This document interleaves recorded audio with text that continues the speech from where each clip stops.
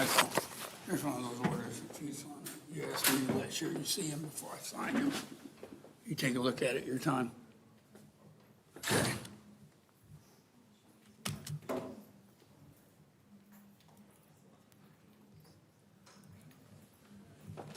Deputy, all the jurors present? We're checking on that, Judge. Give me just a minute. Okay. They're all here, Deputy? Yes? Yes. Okay, thank you.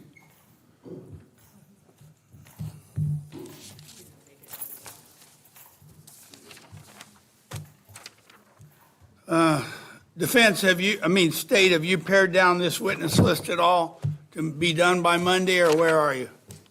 Yes, sir, I can give the court an update. Pardon me? Yes, sir, I can give the court an update. Thank you. I anticipate that we'll have 7 witnesses on today. Campbell, Harrell, Wait a minute, you said you're gonna need 3.5 hours with Campbell. How are you gonna do 6 witnesses in the afternoon? I don't anticipate the other ones will be terribly long, and if we run out of time, they'll go to Monday. Well, this list is Monday, and you all told me the intent was to be done with the whole trial before Labor Day. And this list runs out on Monday, so I'm just trying to find out whether you're gonna, well, tell me who you're gonna call, and then tell me how much time they're gonna take, because that's where we are at this point. Judge, I don't know the exact amount of time that they'll take, but I certainly believe that we're moving through witnesses very quickly, and I anticipate closing the state's case on Monday. You do? I do. Okay, all So right. I don't. So go I ahead. don't want to be limited on the amount of time for each witness because. Well, I don't need to limit you, but I also want to have an idea of where we are, okay? I would expect that we will have a full day worth of witnesses today. All right, so you're calling Sergeant Campbell first, I presume? I am. All right, then who's after him? It's going to be Tatiana Harrell. Harold. She's listed as the 24th witness on Monday. She's going to be on Friday? Yes. Okay. All right. Go ahead. Deputy Demelza Turner. Turner. Okay, number 16. Okay. Bonnie Beal. 17. All right. Tamara Dizdeverich. Tamara Dizdeverich. Number 19. All right. Uluwase Denton. This says Shay. What'd you say, Dutton? His last name's Denton. Denton, and his first name. This says Shay. Did this? My notes said I can this. explain. The sergeant said his name was longer than Shay. It is. His name is Uluwase, Okay. O-L-A-W-S-E-Y. We can spell it when he gets here. Last All right. name is Denton. Okay. So you think you're going to get through all of them today? I have one more. Okay, who else? Adrian Flannery. Adrian Flannery. All right. And do you think that Sergeant Campbell's going to take all morning? I think he will take the better part of the morning. All right. And you think you're going to get through the other 6 of them in the afternoon? That is my plan, but if it does not happen, then whatever witnesses are not finished today will roll over until Monday. All right. How many do you anticipate? Are you going to be calling all the rest of them on Monday? No? Not all of them? So the list that the court has is the list of all potential witnesses and names that were mentioned to the jury. Right. That is not the list of witnesses. I'm not calling every single one of those. Do you know who you're not calling yet? I can tell you who I am calling, and that would be the balance of the witnesses I'm calling. Okay. Who else are you calling? Gregory Van Heist. Van Height. Okay. That would be on Monday. Yes, sir. Okay. Xavier Walker. All right. Morgan Craig. Morgan Craig. Yes, sir. All right. Brian Boggs. Okay, so it's everyone else on your list. What? Okay, then yes, it's everyone else who's on the list. I wasn't sure what list. Now you have one more, Corporal Nick. McGill. You're calling him? I am. All right, so you're calling everyone. Everyone that's on this list is being called then, right? I don't know what list the court is looking at, so if it's. The list that you all gave me.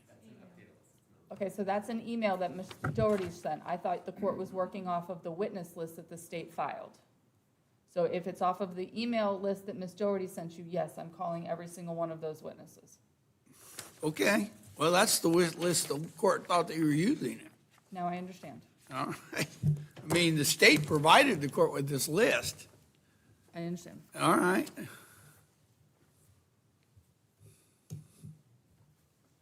All right, is the state ready to proceed? State's ready to proceed. Defense ready? Yes, Your Honor. All right. All jurors are here? Yes? Okay. Give me 5 minutes and we'll start.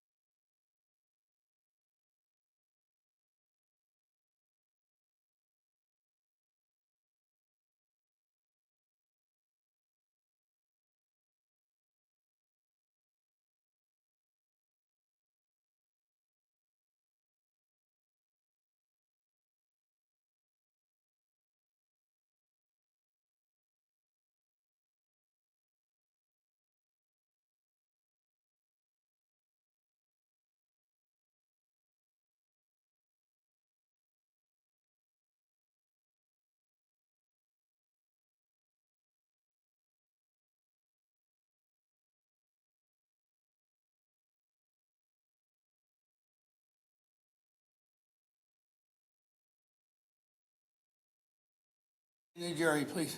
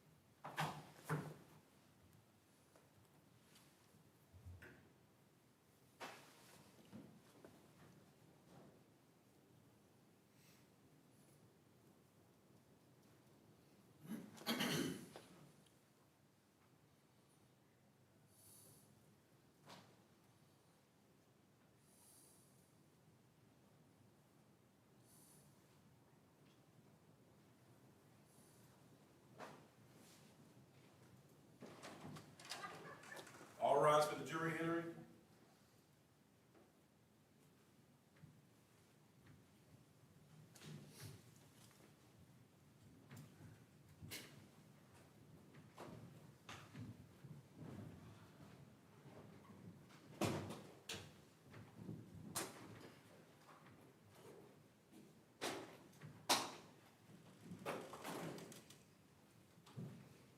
Good morning, ladies and gentlemen. Thank you for your service. Reiterate again, has anyone heard anything about this case? Anyone said anything about them? Have they seen anything on the media or any internet or television about this? No. Thank you. Let the record reflect they did not.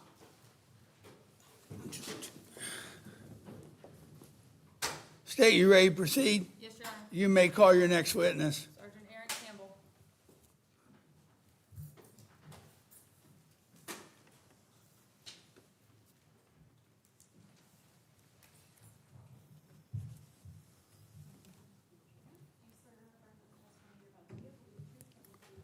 He's already been sworn. Come on up. Thank you. Good morning again, Sergeant. Good morning, sir. Would you state your name for the record again? Aaron Campbell, Campbell Police Department. Thank you. Ms. Hodges, you may proceed. Thank you. Good morning. Morning. All right, Sergeant, we'll pick up where we left off yesterday. After you finish your interview on February 8th at the TPD headquarters, do you, Detective McGill, and the defendant drive to the Morris Bridge Cross Creek area? Yes, Is the defendant in a car with you? he is. And what are you all going there for? An attempt to search for the firearm used. Do you have a general area that you all are searching? Yes. What's the general area? General area is Morris Creek, Morris Creek. Morris- Morris Bridge, Cross Creek, excuse me, Early. There's a traffic light there somewhere in that vicinity. Do you have crime scene go with you? We do, Do you have patrol go as well? we do, Are other detectives responding as well? yeah. Approximately, and you can ballpark it, how many members of TPD are out in that area looking for a firearm? I don't know exactly. It had to be, I'd say 15-ish or more. And are you all kind of doing a grid pattern or working that area in a organized way to make sure that you're covering all of the ground? As much as we can. It ended up being a large area, and then we received information that it could have been about a 45-second drive. So what do you mean by that? Well, we were out there a good amount of time, and having no success finding a firearm.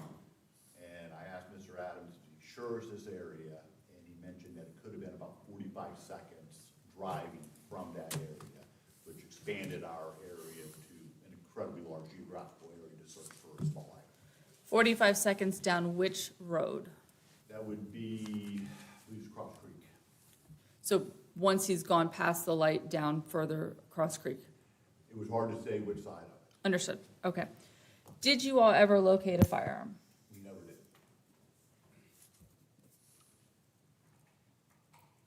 Now, once this search was completed, did law enforcement go back to the defendant's house to then execute the search warrant on his house? That's correct. Did you participate in that as well? Yes, I was there. Did you have other crime scene techs who were with you and they've discussed that search as well? Yes. Did you locate a firearm that was consistent to what was described in the interview in the residence? No, Did you locate an in the waistband holder? we did. And were live rounds located within the residence inside of a magazine as well? They were. Now, let's talk a little bit about the infotainment center on cars. Let's start and just explain first what that even means. So infotainment center on a car, for anybody that has a modern car, it's going to be the little screen on your dash that at one point just was pretty much a radio and now controls a lot of the functions of a car and contains a lot of information about the vehicle and what happens with that vehicle. Is law enforcement in most circumstances able to download the infotainment from a vehicle? To a degree, depending on whether that vehicle is supported or not supported by Burla. Is Burla the software that's used to download? It is. Are there circumstances where a download can be completed, but the car and the software may not just talk to each other enough to gather the information needed?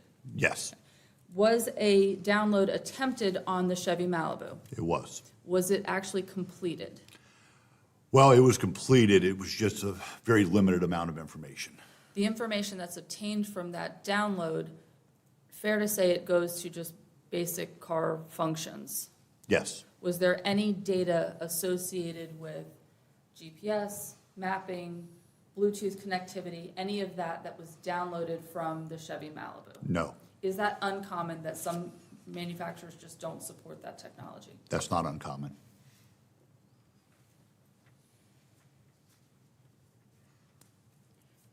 Through your work in this investigation, did you learn the addresses for Mr. Walker and Mr. Denton? I did.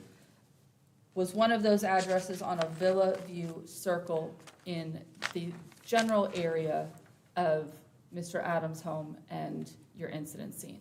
Yes, that's Mr. Denton. And then the Bahama Breeze, or Bahama Bay Drive, was that also an address that was provided? Yes. Did you respond to both of those locations? I responded to and interviewed both of them at the Villa address. Did you become aware of the Bahama Bay address? I did.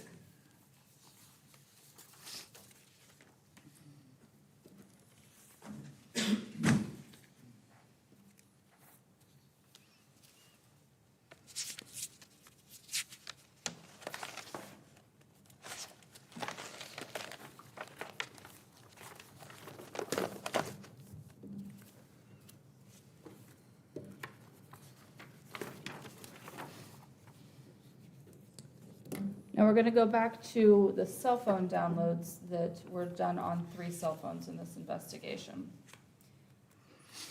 Did Detective Santana and Detective Borges perform those cell phone downloads? They did. Once those downloads are performed, do you get the extraction reports back? I do. Is it your job as the lead detective to essentially sift through all that, figure out what may and may not be there? Yes. Are you able to have Detective Borges and Detective Santana work with you on some of that data if necessary? Yes. Do you have other detectives within the homicide unit that are also working through some of that data? That's correct. During the interview that we watched yesterday, the February 8th interview, are you all, meaning you and other homicide detectives, going through some of the cell phone downloads in real time while you're actually doing the interview? That's correct. In a few places during at least the video portion that we reviewed, you've got your cell phone and you're looking at it.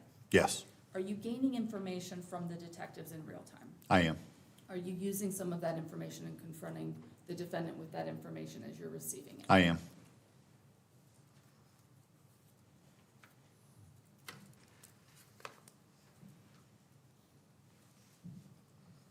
The phone number that's provided during the defendant's first interview is what? 813-665-5140. Did you ever recover a device associated with that phone number? No, The second interview, a different phone number is provided? it is. And what's the phone number for that device? That was 813-625-6844. Is that the device that you took from the defendant during your third interview? It was. Is that the device that's downloaded? It is. Is that the device that we have cell phone extraction reports from? Yes. In this case? What was Ms. Sims' phone number? It was 813-552-0933. And then Mr. Denton's phone number? Mr. Who? Denton. Oh, Denton, 813-461-0871. All right, let's start with the download from Ms. Sims' phone, and we're gonna work with exhibits 20A.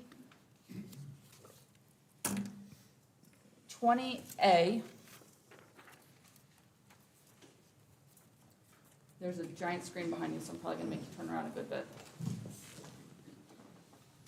Is this a contact that is located in Miss Sims' phone, labeled with the contact name Baby Daddy? It is.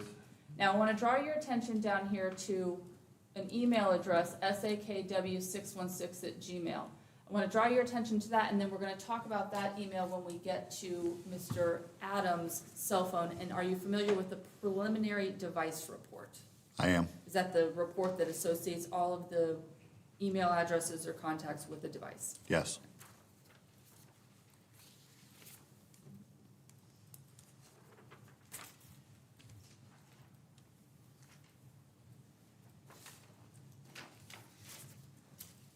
B. We're still in Miss Sims' phone and her extraction reports. Do you recognize the email address at the top of the participant list and the phone number associated with the device and the owner in this participant list? Yes. Now we'll go to page 2. And I'm going to show you the text bubble with date stamp October 14th with a time of 9:13 on page 2 of 22B. The email that's listed in that text bubble is what? acenh60@gmail.com. Is that an email address that is familiar to you through this investigation? It is. Who's that email address associated with? Billy Adams.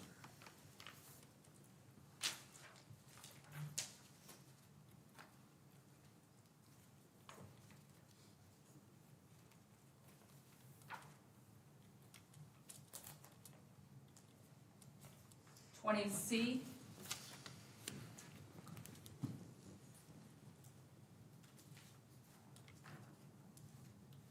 Sergeant, is this, and I'll give you the full page to give you some context. Is this a Telegram thread that begins at 11:37 a.m. on January 30th? It is. Is this the offense date for the investigation and for the case? Yes. Now let's go to the participant list. Top participant, is that just a number assigned by Telegram? That's correct. And then the second participant is who? Alana Sims. I'm going to give you the whole first page so you can see where we're starting.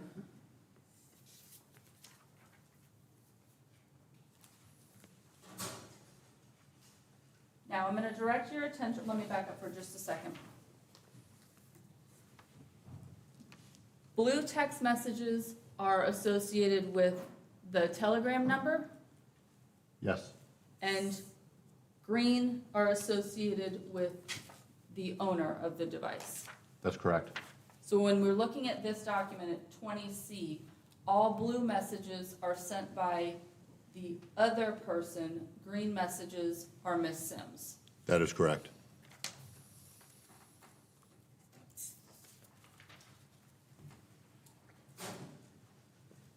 I'm going to draw your attention to page 2. And we're going to start with a message on January 30th at 11:38 a.m. Do you see which message I'm referring to? I do. What does it say? I really want to be around. And then right below that, what's the next message? I ain't trying to do that weird shit yo other BD doing. Have you had an opportunity to review the full context of these messages? I have. Are you familiar with some of the street and slang language that may be used, short language, in text messages? Yes. In this context, what does BD stand for? Baby daddy. And then third text message that we're referring to on the bottom of page 2. So I want to make you feel like you the last on my list. Who's sending those 3 text messages? The sender, Billy Adams. And now moving on to page 3, and I can give you page 2 if we need to show the continuation of these messages. Does page 2, with the last text message at 11:39, then go straight into page 3? It does. And who's sending that first text message on page 3? Billy Adams. And what does it say? Just want to be around and be involved, and be family. The next text message below that is sent at what time? 11:39 and 54 seconds. On what day? Oh, on the same day, the 30th. And what does it say? Like, meet whoever I gotta meet. Got to the appointments. Go to the appointment. Go to the appointments. And then the last blue one at 11:39 and 58 seconds? I want to be there. What does Ms. Sims respond at 11:40? Continue your plans you had today. Don't cancel anything. When you have free time, just LMK, let me know. Does LMK mean what? Let me know.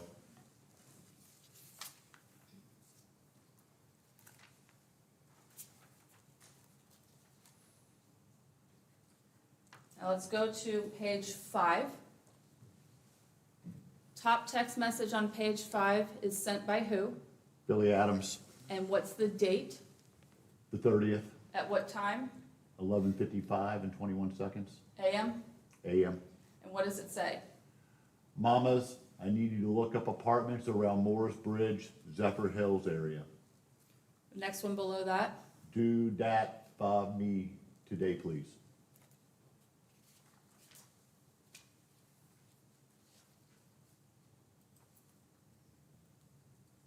And then page 6. Blue text message at 12:02 on January 30th. What does that say? Just look online and let me know what you find. Is that still in reference through the context of this to the apartments? It is.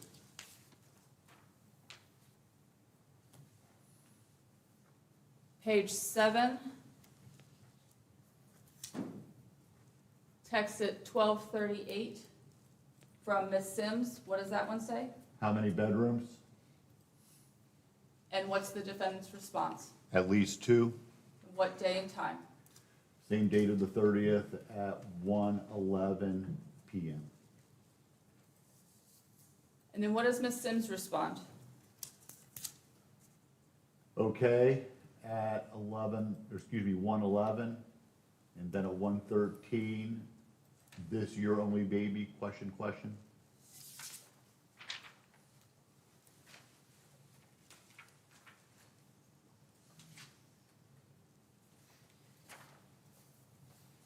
Going from the last text message on page 7 to the first text message on page 8, what's the defendant's response to the question, is this your only baby?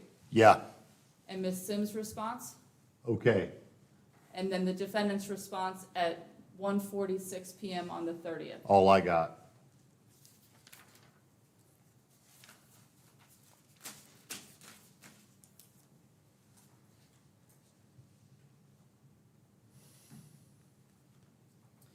Let's look at page 9.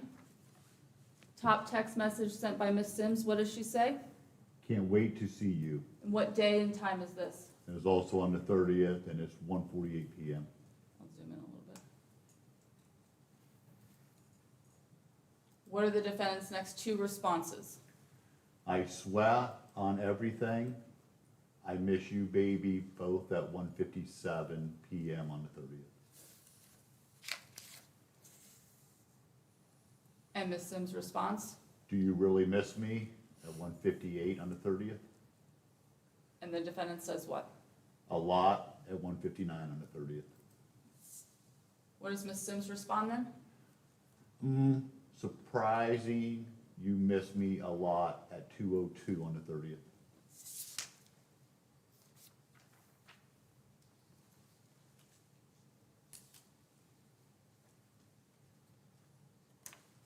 Going straight into page 10, What's the defendant's response? Yes, baby. And Ms. Sims says what at 2:05? Yeah, you haven't told me you missed me in a minute.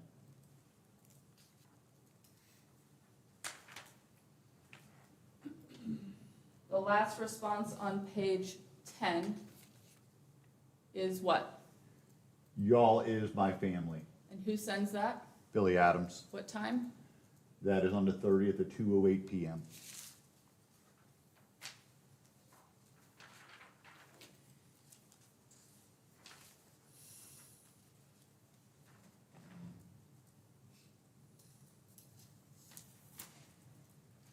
Page 13.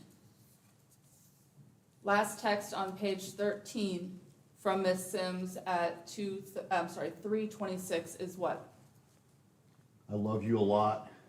Hope you doing right by me.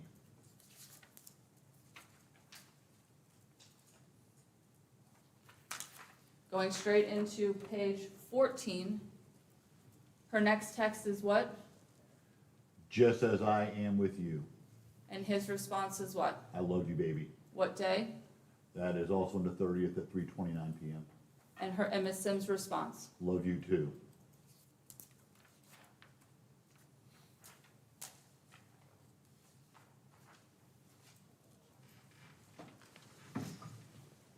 Page 18. Middle of the page on the 30th at 5:11 PM. What does Ms. Sims say? I miss you. And the defendant's response? I miss you too. And his next response after that? Finna see you soon.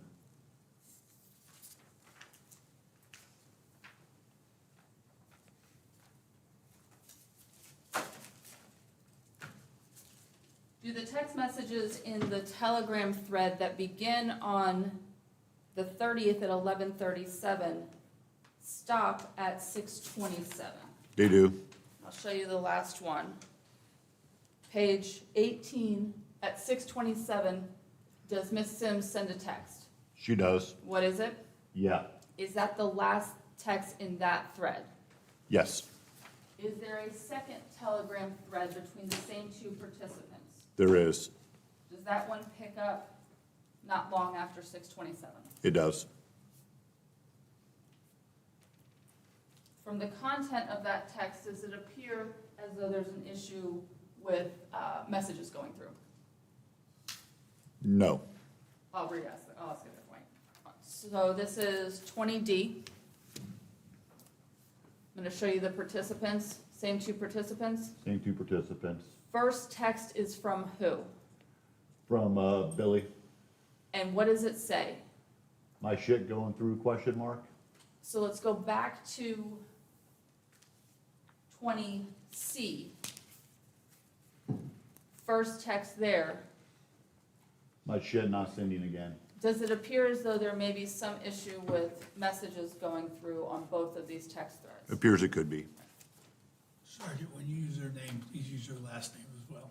I will. Okay, thank you. So we'll start with 20, we'll go back to 20D. Again, we're looking at the two participants, same as the first text thread participants. Yes.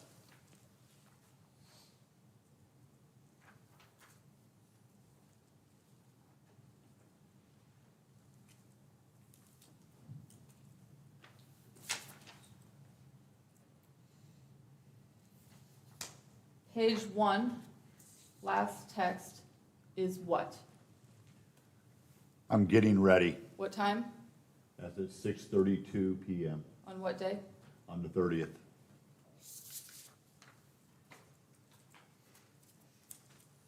And then page 2, does Ms. Sims respond?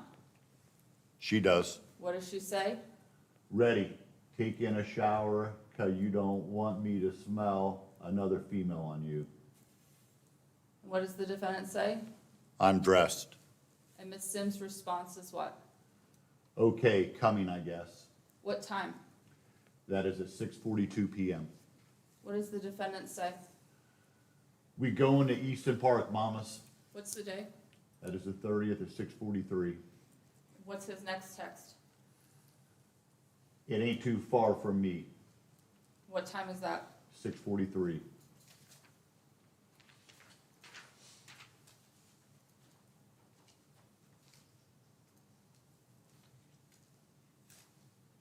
Page 3 of 20D, starting at the top. Who sends the next text? Billy Adams, What's the time?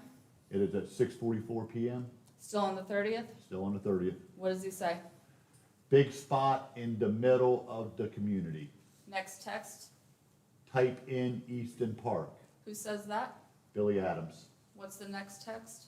No gate code or none, you can just drive in at 6:44, On what day? the 30th.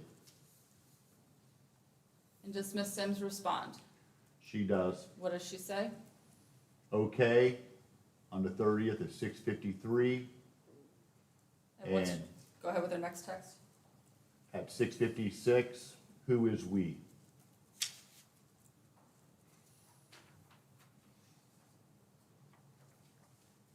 What's the defendant's response to the text, who is we? We're on page 4. Me and you on the 30th at 6:56. Next one. Is we also at 6:56 on the 30th? Does Miss Sims respond? So you want me to come pick you up and then head there at 6:56? And what does the defendant say? Nah, I'm gonna meet you there. Pops don't want me going too far from around the way. And that's on the 30th at 6:57. And the next text?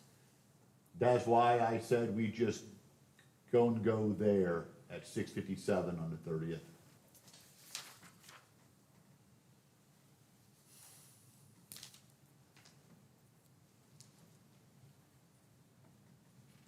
And on page 5, does Miss Sims respond? She does What time?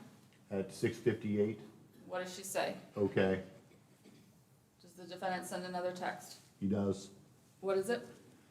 When you leaving out at 7 PM on the 30th. And what does Miss Sims say? And I am OMW on my way What now. is OMW short for? Oh, I'm sorry, on my way.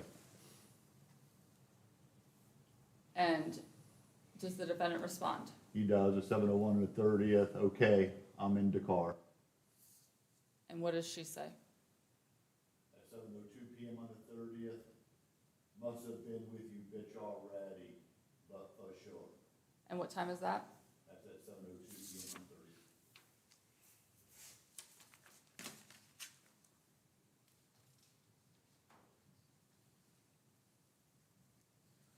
On page 6, does Miss Sims respond with a text? She does. What does she say? Tell Ho she can have you though. And is he responding shortly after that? He does. What does he say? Let me know when you close. What time is that? 7:04 PM on the 30th. And what does Miss Sims say? Yeah, so you can get here, Don, before I get there, already knowing, see you when I see you. And that's at 7:05 on the 30th. What does the defendant say in the next 2 texts? Stop it at 7:09 on the 30th, and Finnan be there at 7:18 on the 30th. Page 7, does this defendant send another text? He does. What time? It's at 7:28 PM, Still on the 30th? still on the 30th. And what does he say? Close, question mark? Does Miss Sims respond? She does. What does she say? 8. And then what's his response? That just drive right in, no gate code or none. That's at 7:29 on the 30th. And then the next 2 texts from Miss Sims are what? K at 7:30 PM on the 30th, and you ain't give me the right address at 7:37 on the 30th. Does the defendant respond with with a location? He does. What is it? Easton Park, and that's at 7:38 on the 30th.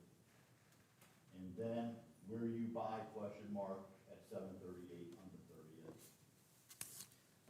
is there a screenshot that's attached, or a map that's attached? There is, As part of this text conversation, do you get the actual, we see the thumbnail here, but do you actually get the entire map? we do.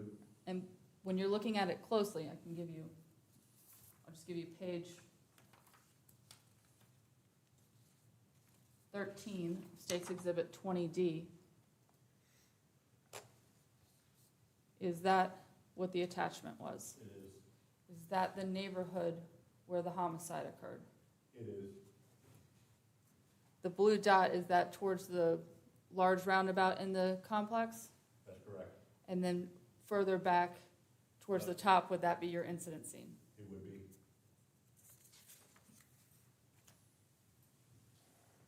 In response to that map, does the defendant send another text? He does. What does it say? Yes, drive in at 7:39 on the 30th.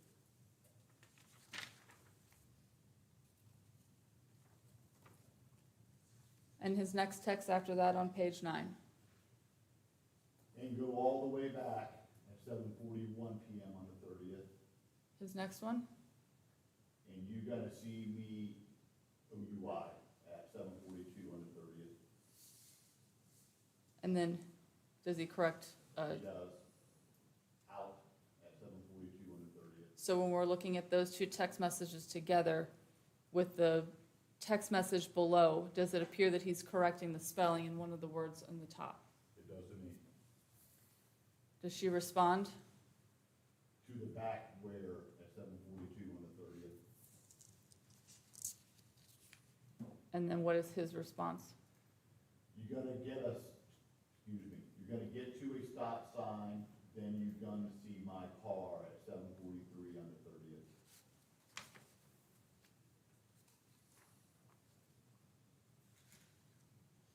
At 7:44, what does Ms. Sims say? Baby, you ain't giving me no directions, and I'm finna leave at 7:44 on the 30th. What are his next two texts? Baby at 7:44 PM on the 30th, and drive, stay in the right lane at 7:45 on the 30th. And the next text after that? Corrects himself and says lane at 7:45. And then after that? Take it all the way back, also 7:45 on the 30th. Through Telegram, can calls also be placed? That's my understanding. Page 11, do we have an incoming call that shows as a text bubble but would indicate that there was actually a phone call? Yes, And then is there a second call bubble? yes. What time is that? The 7:47 PM. Does Ms. Sims then send another text? She does. What does it say? How far am I going back at 7:48 PM on the 30th? Does the defendant respond? He does. What does he say? When you see the stop signs, look left at 7:49 on the 30th. And what does Ms. Sims say? And we are you parked at 7:50 on the 30th.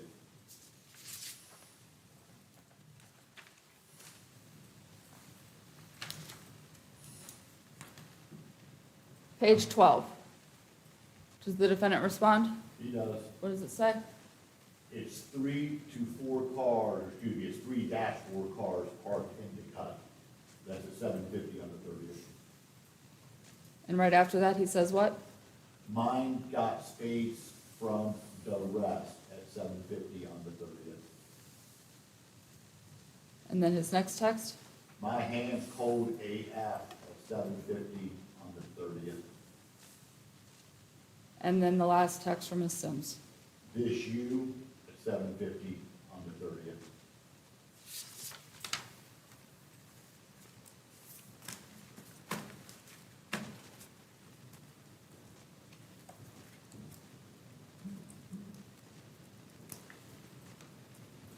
Was there any outgoing messages on Ms. Sims' device after 7:50? There's not.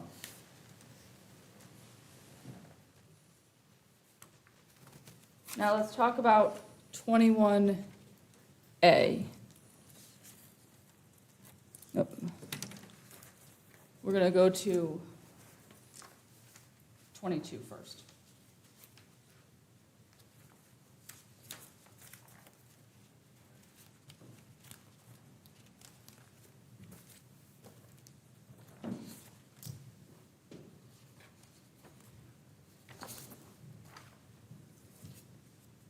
On 22M, is this the preliminary device report for the defendant's cell phone? It is. I can zoom in so I can give you some data. Do you have an Apple ID with an email that had been something part of your investigation? That's correct. And where had you seen this email? In Ms. Sims' phone? We did. And then do you have, hold on, let me get it. MS, hold on. I guess I can put my glasses on.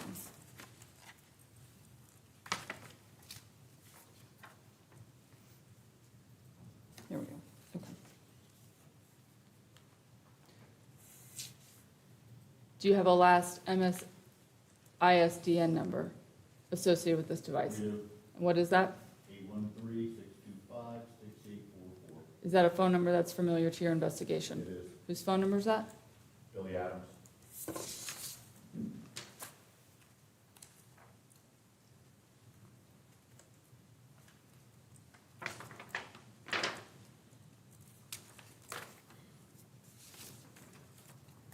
Are all of the balance of the exhibits in 22 all from the defendant's cell phone? They are.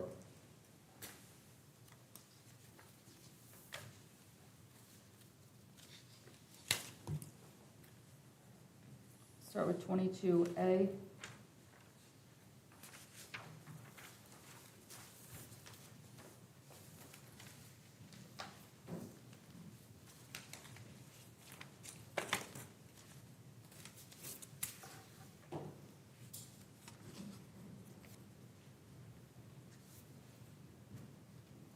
I want to direct your attention to what's line 17. Do you recognize the phone number at line 17? Yeah, that is gonna be with Kenya Brantley's phone number. And what phone number is it? 813-410-2679. And what's the contact name? Baby girl. What's the timestamp and date for that phone call? 1/30/2023 at 1:52 a.m. And how long is that call? 6 hours, 54 minutes.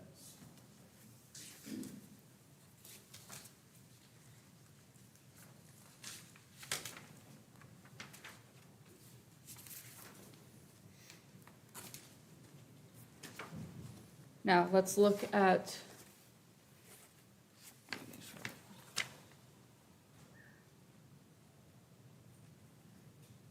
We're gonna start with line 35. Let me back out just a little bit so you can see where we are.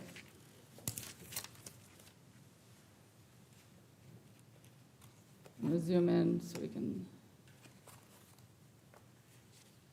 For line 35, what's the date 1/30/2023, and the time? 7:39 p.m. Was that call answered? Was not. Is that an incoming phone call? Yes.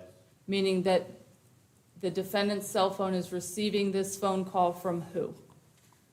It is receiving that phone call from 770-771-4363. And was that call answered? It was not. Looking at line 36,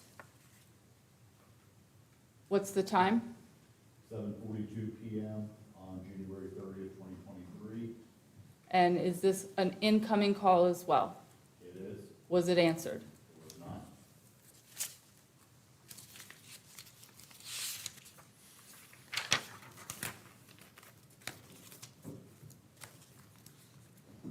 Line 37? Incoming phone call? Yes. What time? 7:42 p.m.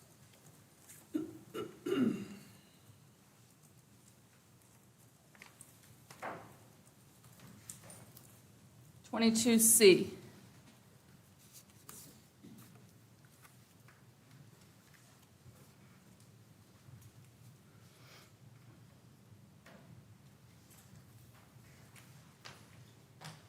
We can skip 22C. We'll move on to 22D.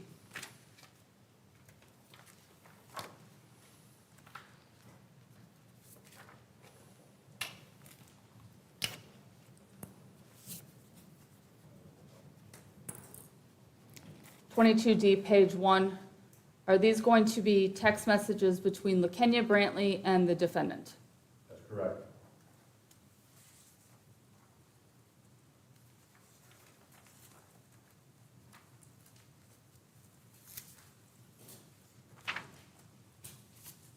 Page 31. Who is sending this text message? Billy Adams, And what does he say to LaKenya Brantley? Human Rights Groups. Does cakes become relevant to other items of evidence that you receive as part of this investigation? It does. What is that referring to? Nickname. Do you see that in an exhibit that we'll talk about later, which is letters? Yes.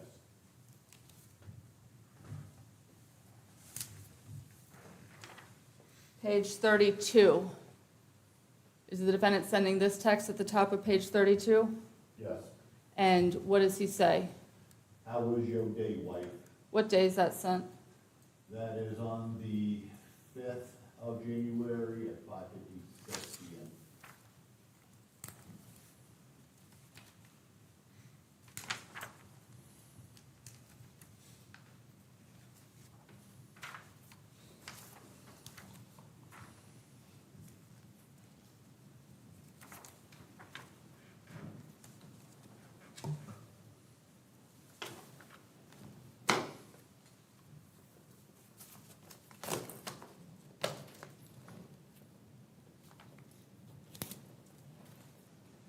Page 307.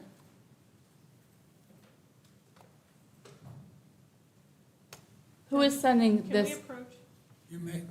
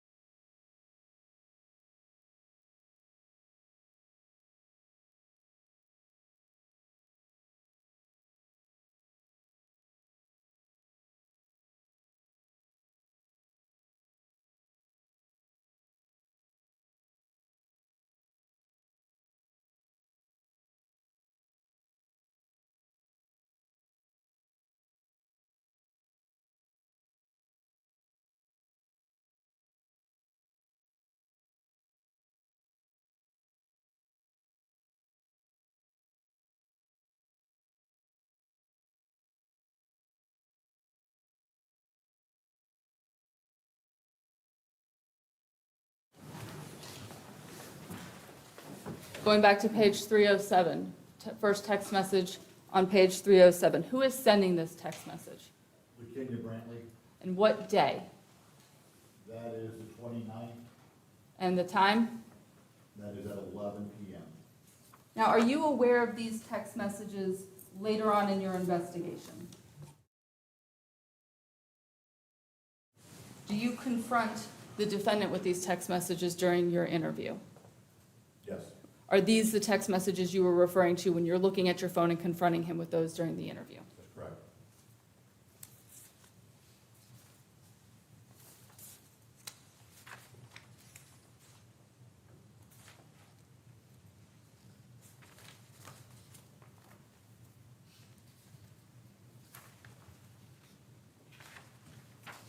Going to page 314, continuing with those text messages. Does LaKenya Brantley, I'm sorry, does Billy Adams respond, I have it backwards, does LaKenya Brantley respond in the blue text message? She does. And then in the green text message, what does the defendant respond? Object, cumulative. Pardon me? I'm gonna object to cumulative.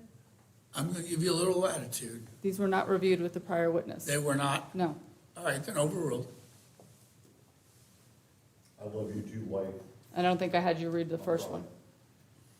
Virginia Brantley sends at 11:46 PM on the 30th, I love you, husband.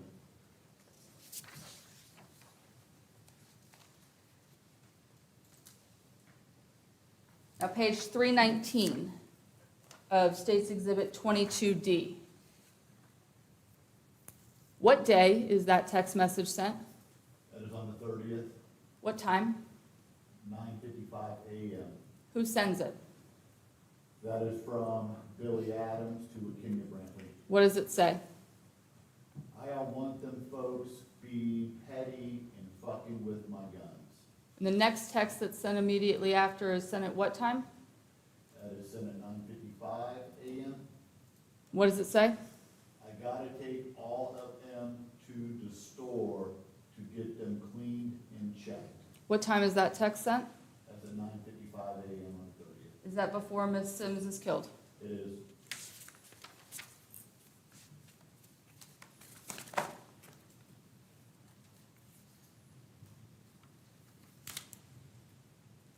And page 326. Last two text messages on page 326. The green text message, You home, question mark? what time is that? 8:54 PM on the 30th.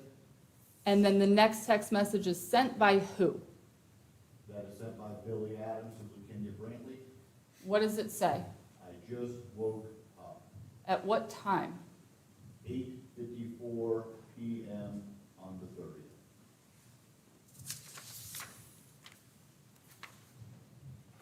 At 8:54 PM on the 30th, how long is that after the defendant's car goes back in through the gate of Live Oak Preserve? You can, 24 minutes.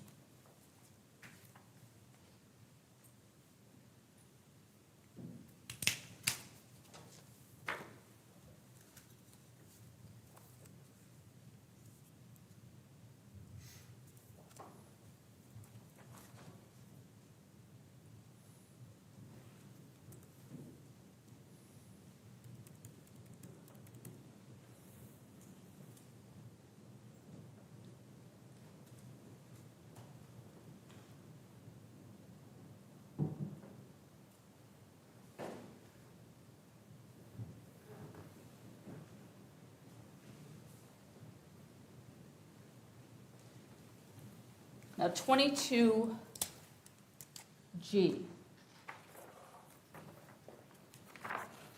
Is 22G, page 4, referencing the altered video that was shown to you?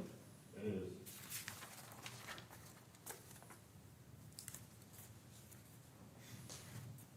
Sergeant, as part of this investigation, did you collect that video? I did. Did you have a chance to review the metadata for that video I did. with Detective Santana? Yes. And did you actually watch the video both at Mr. Adams' house, but also back at headquarters? I did.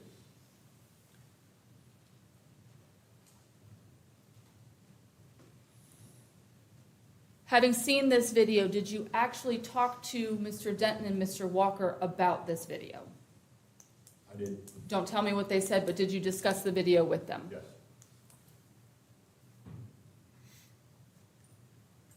Publishing 22E, Ja, ja, ja. Amen. Ja, ja.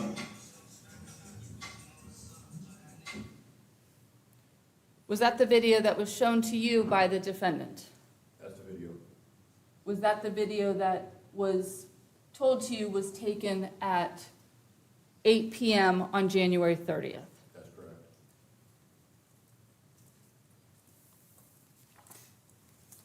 And what was the actual time the video was recorded? It was recorded the following day. I'd have to look at the data to see the time again. I'll give it to him. I'm showing you page 4 of 22, G. 22 what, Council? G, G? record 1. Is that the date that the was. video was actually recorded? First at 11:04 a.m.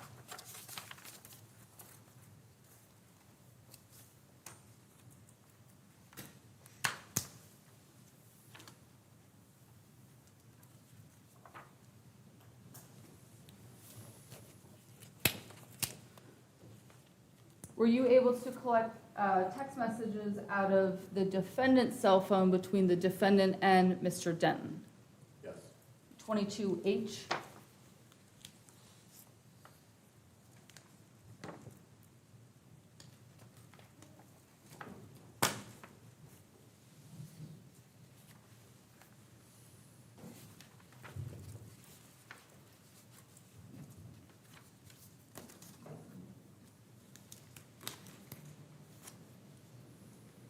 On page 89, top text message, who sends this text message?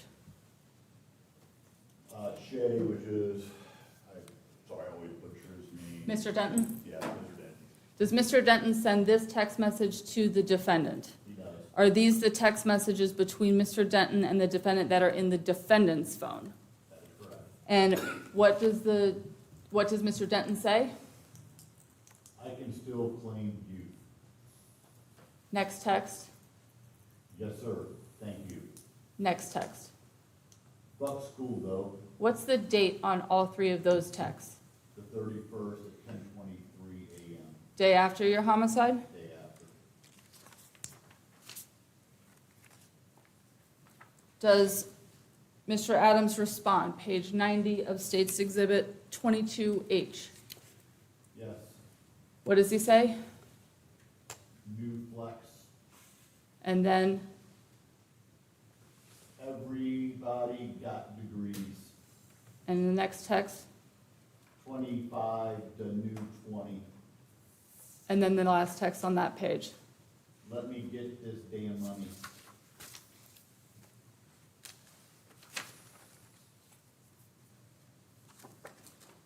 Page 92, a continuation of those text messages.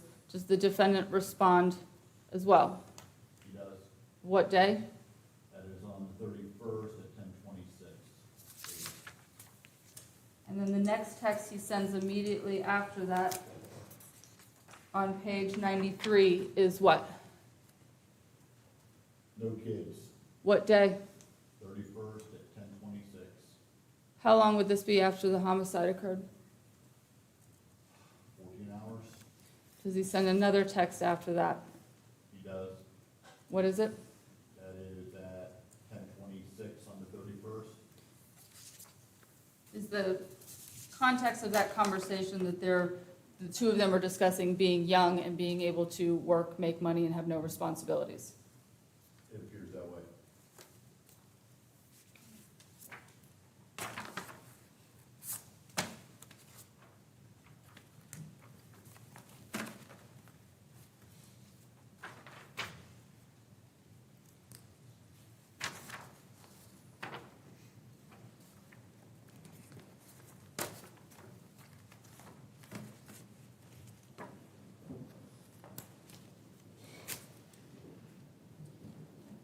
Page 148.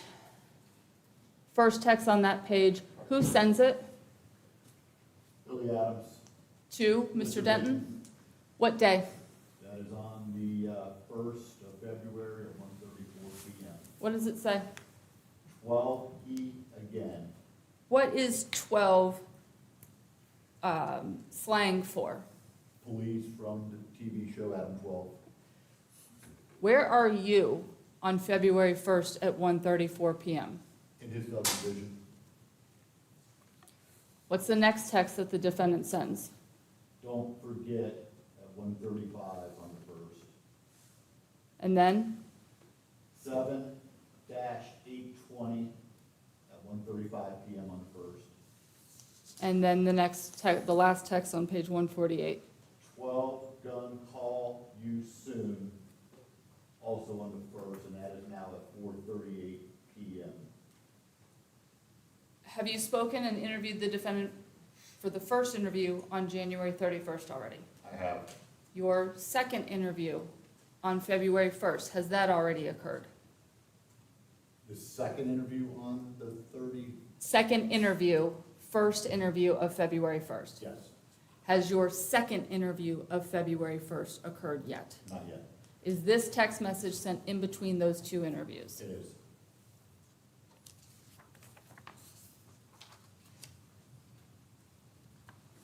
What's the next text that the defendant sends? This is page 149. Remember 7-820. And then the next text that he sends, Tell him I pulled up on you, what time's that? 4:39 PM On the first? on the first, yes. And then the last text on that page. That is it, at the same time, 4:39 on the first. Last page of 22H is page 150. What does this text say? Tell text the same thing. Is Tex a nickname for somebody in your investigation? Yes, Xavier Walker.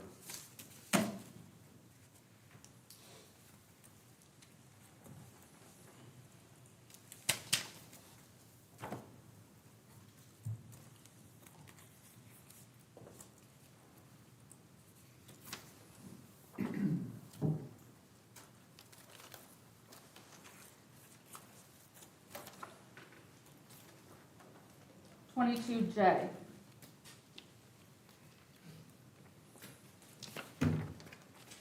As part of the download of the defendant's phone, were you able to get web history? We were.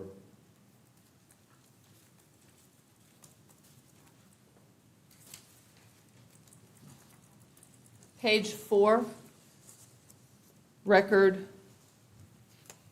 4. What time was, let me help you out a little bit. What time was record 4 searched? 5:30 PM on the 30th. Is that before the homicide occurs? It is How long before? approximately 3 hours. And what's the search? What is probable cause in Florida?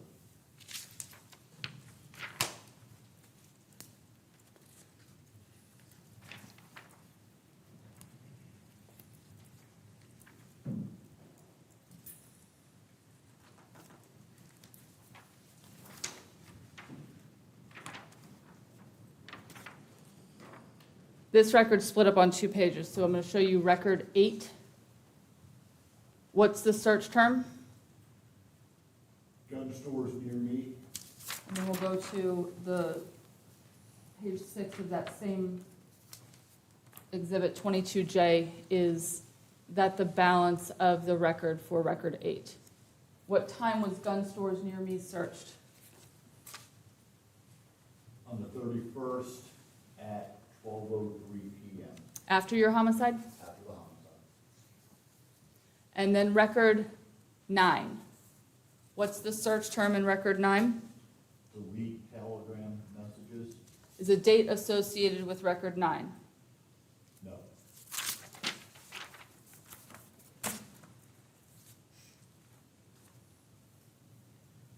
Record 18, page 8. What's the search term in record 18? White fingerprints off gun? Record 19. What's the search term in record 19? How fatal is a point blank shot? Do those search terms have to be typed in exactly as we see them into Safari for it to show up this way? Yes, Is that the exact language that would have been searched on the defendant's phone? that is my understanding.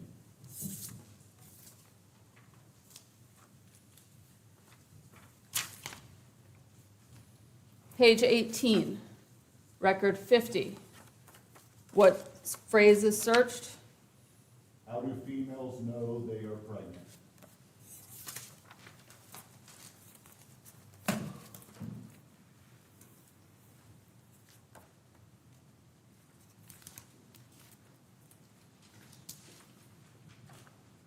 Record 68 of 22J. What's the search term? Is Telegram secure?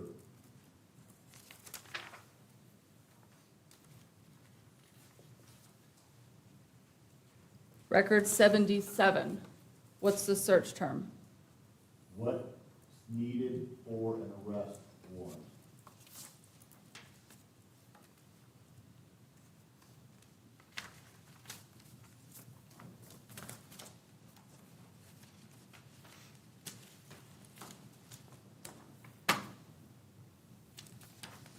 Did you work with Detective Santana to look for artifacts in the defendant's phone that related to Telegram that may have been outside of the Telegram app? We did, And did you find any? we did. Page 30 of 22J.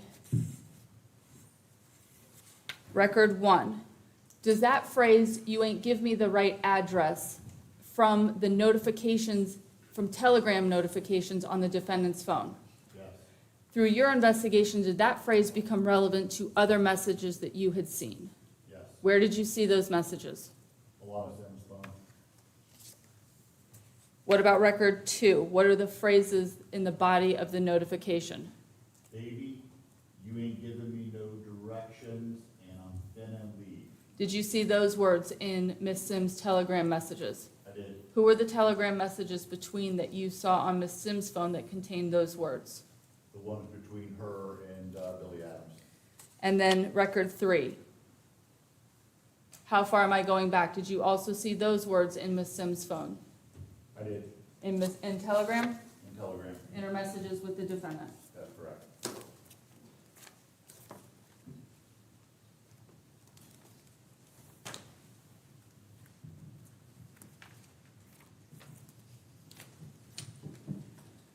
$22K. Do we have additional web search history but through Cellbrite? We do.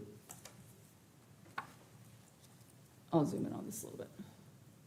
On February 1st at 2:33 PM, what term was searched? Probable cause for arrest in Florida, Where are you at 2:33 on February 1st? in his subdivision. Have you made contact with the defendant himself on the 1st yet? Not yet. Had you spoken to him on the 31st already when this term was searched? Now, let's go down to search term at row 5. What does he search? Will gloves keep gunpowder off your hands? Is there a date when that term's searched? Had to move it over. There's, are there some dates that are associated and then some dates are, there's no dates? Line 6, what term searched? Can you wash gunpowder residue off? And then line 7. Will gunpowder get on clothes? Line 8, what is that search term? Use Telegram without Wi-Fi.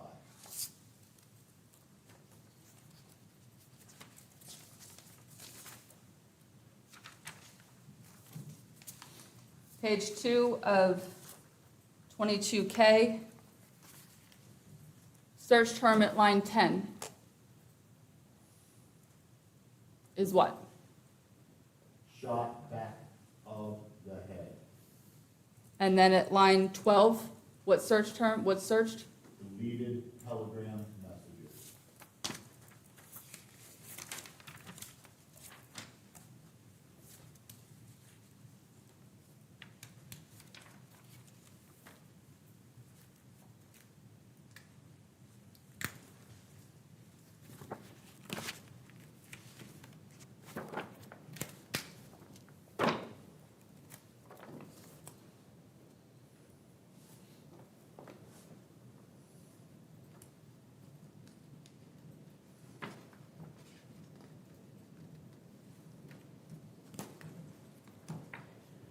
$21A.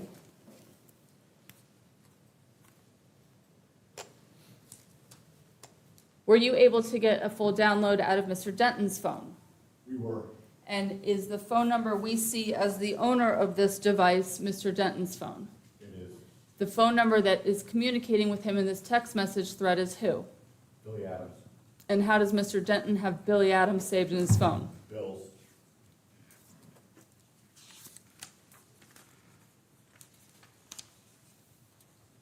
Page 214 of Mr. Denton's text messages. Do we see the same text messages that you were seeing in Mr. Adams' phone? That's correct. Do the dates and times correlate to what you were seeing in Mr. Adams' phone? Yes, Essentially, where I'm going with this is, are you seeing the same messages on both sides of each device? I am.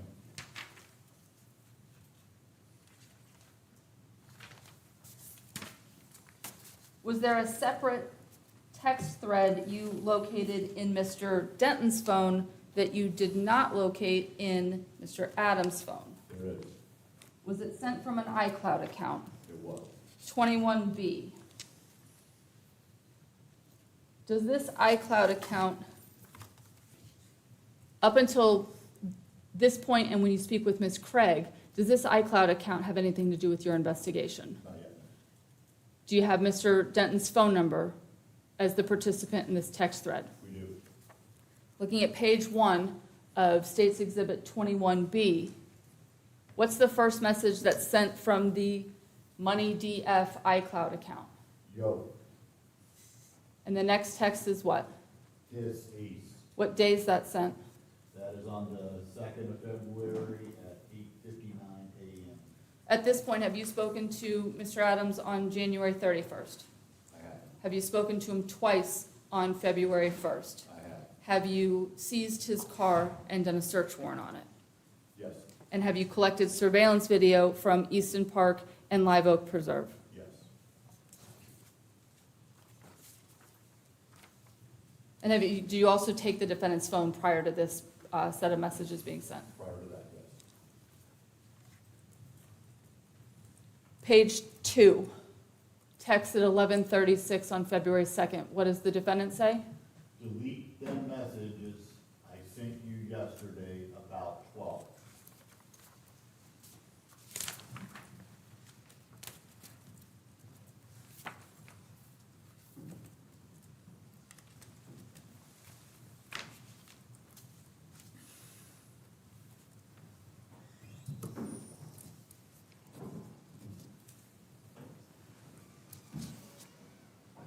In the beginning of March, did you learn about an inmate at the Falkenberg Road Jail that wanted to speak with detectives? I did. Now, on March 3rd, were you actually out of town?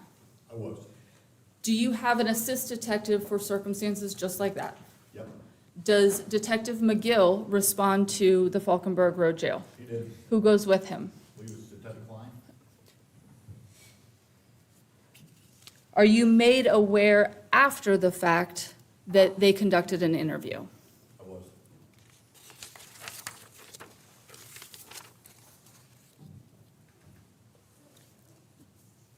After the interview that Detective McGill and Detective Klein complete, do you do a follow-up interview with that inmate later on?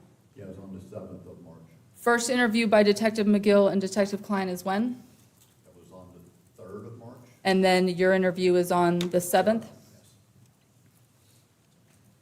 Each time that law enforcement spoke, well, let me ask you this first. Who's the inmate? Oh, Brian Boggs.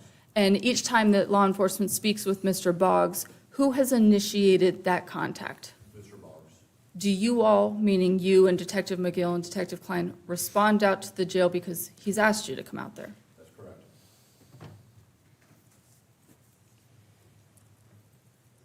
On March 7th, when you and Detective McGill meet with Mr. Boggs, do you promise him anything? No. Do you threaten him with any legal action or anything? No. Do you force him to speak with you? No. Do you give him any incentives for speaking with you? None. When you see Mr. Boggs on the 7th, does he provide something to you? He does. These have already been moved into evidence. I'll bring them up and show you. It's State's Exhibit 18A through E. Although not in the same packaging that you received them in, are those the letters that you received? Yeah, they do the letters.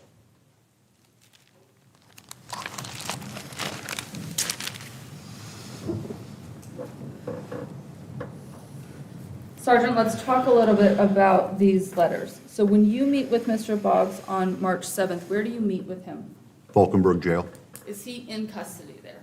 He is. Does Falkenberg have interview rooms and conference rooms where detectives can interview inmates? They do. Is that, in some circumstances, a fairly common practice? It is.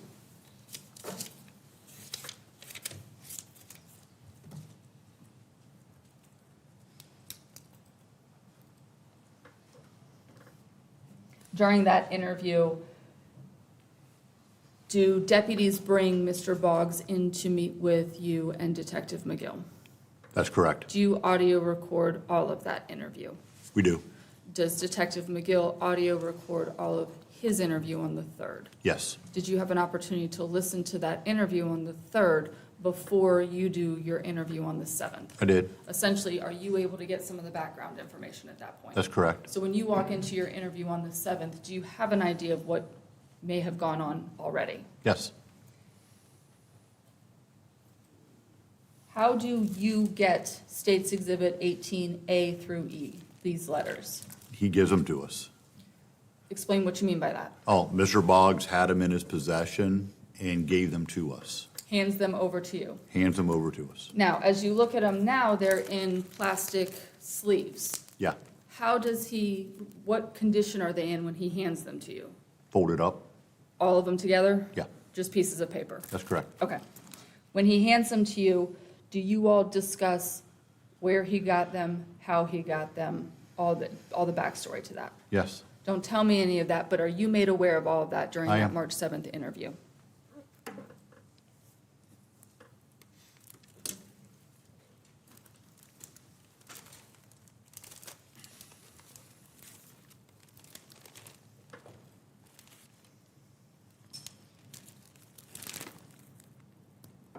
$18A, I'm gonna see if it's gonna show up on here with the sleeve on it.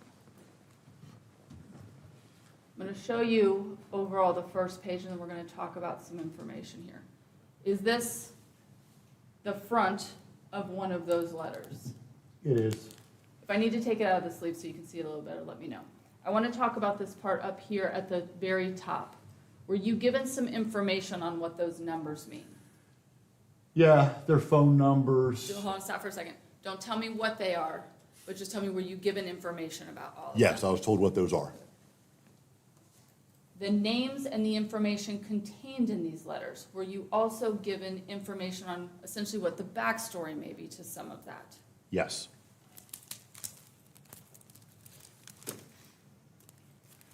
$18B.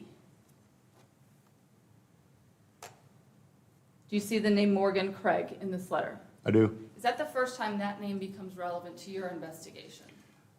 Not the first time it's relevant, the first time it's more put together. Do you have a name of Morgan before you received this letter? I do. Prior to receiving 18B, did you have a last name? I had a Jussera and I had a Morgan and did not know what the full name was. After receiving this letter, were you able to take this information and determine who the Morgan Craig was that was being referred to? Yes, Did you interview Morgan Craig? I did. We're going to skip ahead to a different exhibit, and then we're going to come back to these. Showing defense what's been marked as State's Exhibit 25.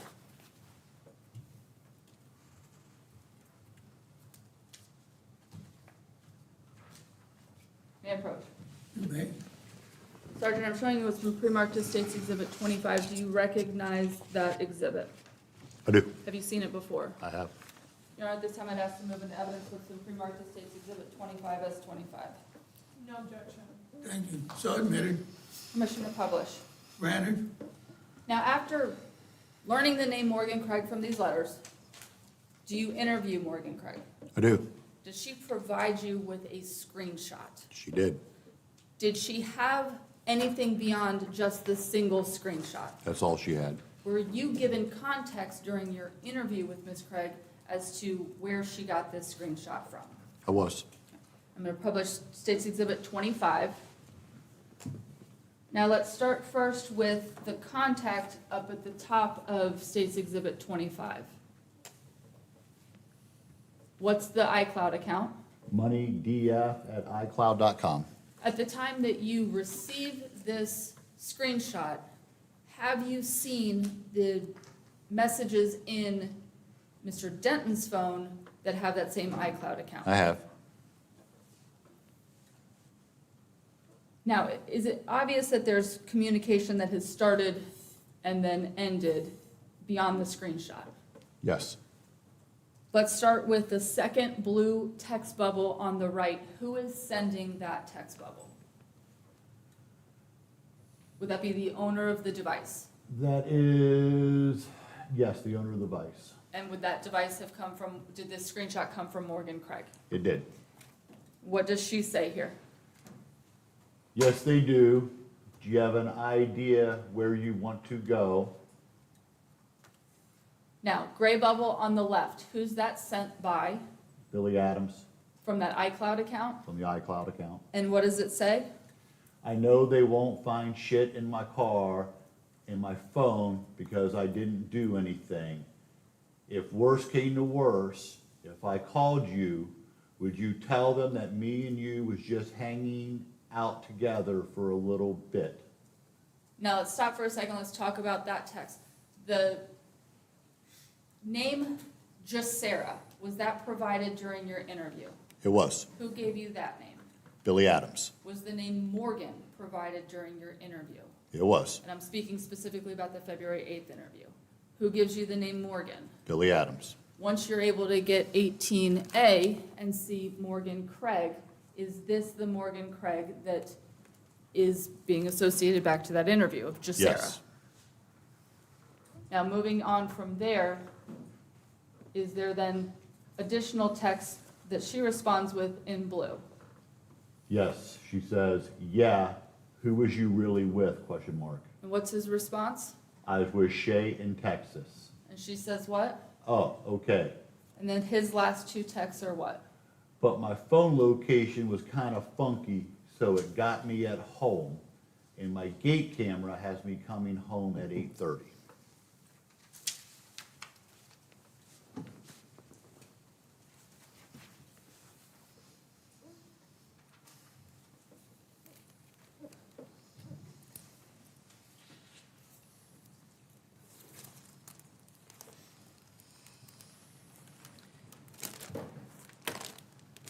Is it gonna be easier for you to read these if I hand them to you or if I put them up on the Oh, screen? if you hand them to me.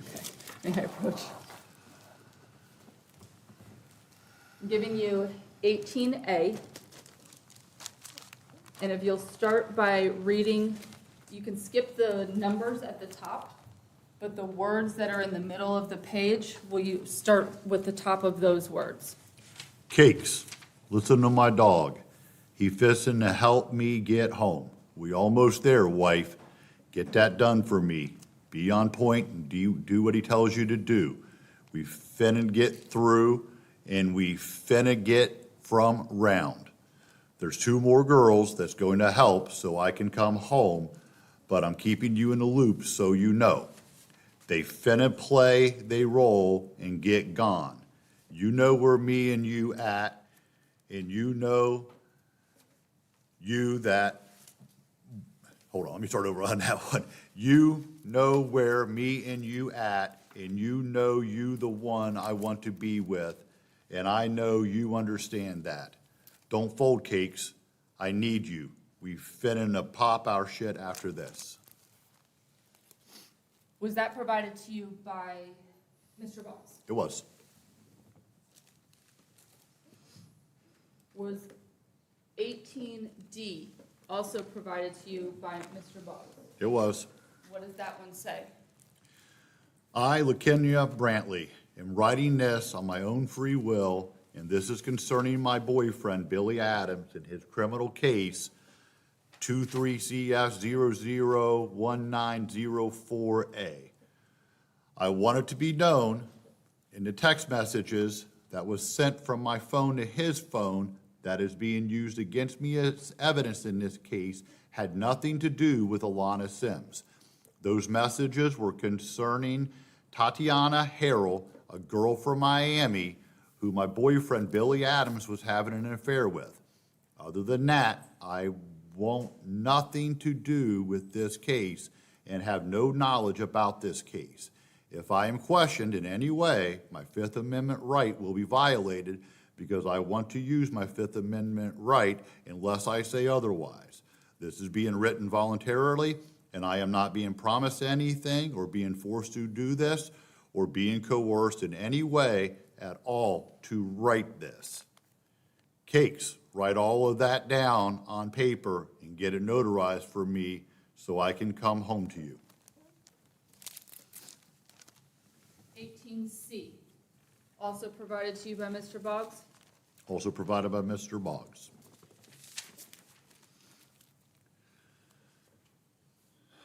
I, Tatiana Harrell, am writing this to make it clear that I have no knowledge of criminal case 23CF00194A, and after seeing the news about this case, I wanted to be known that I was pregnant with Billy Adams' child, and that's why I brought it to his attention. I know him well and even visited him after he was arrested, and I know he was not that type of that he is not that type of person. I don't want a relationship to be found out about, and I don't want anyone to think I have any knowledge about the crime that Billy Adams is being accused of, because I don't. I want nothing to do with this case, and if I am asked about this case, I will be using my Fifth Amendment right. Tatty, I need you to write all of that down on paper and get it notarized for me. I can come home after you do that, and everything will be good from there. 18B, also received by Mr. Boggs to you. Also from Mr. Boggs.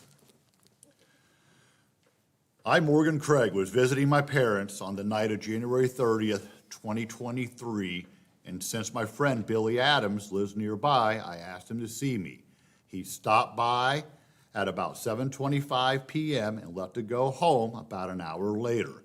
He has visited me there many times before, and I am sure he was with me during that time he was in my parents' neighborhood.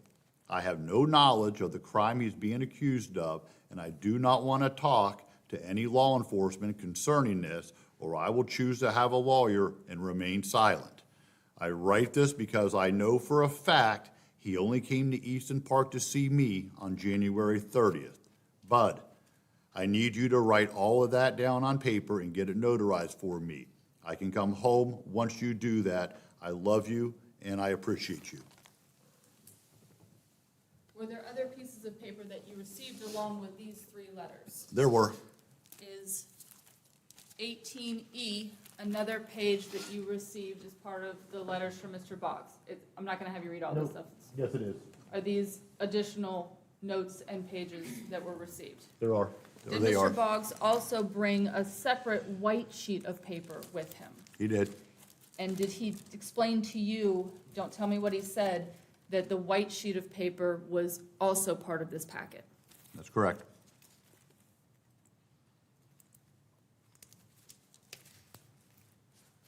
Before we move on from these letters, once you received these letters, did you have them sent to Crime Scene Tech Bessie Tafe for fingerprinting? I did. Was that process completed in-house by TPD? It was. After she completes her work, did you have all of these letters sent off to the Florida Department of Law Enforcement for handwriting analysis? I did. And did you receive results? Don't tell me what they are. We did.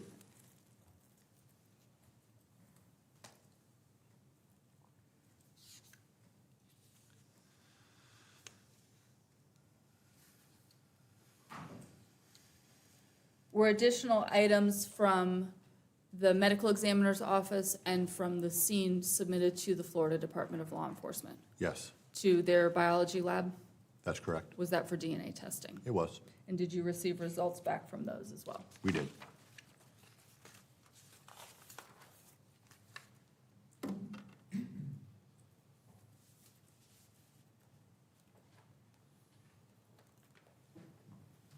Are you aware if the jail keeps, if HCSO, Hillsborough County Sheriff's Office, keeps records for all inmates housed in the jail? They do. Are those records that law enforcement is able to request? They are. In this case, were housing records requested for Billy Adams and for Brian Boggs. Yes. Showing offense what's been marked as 28A and B.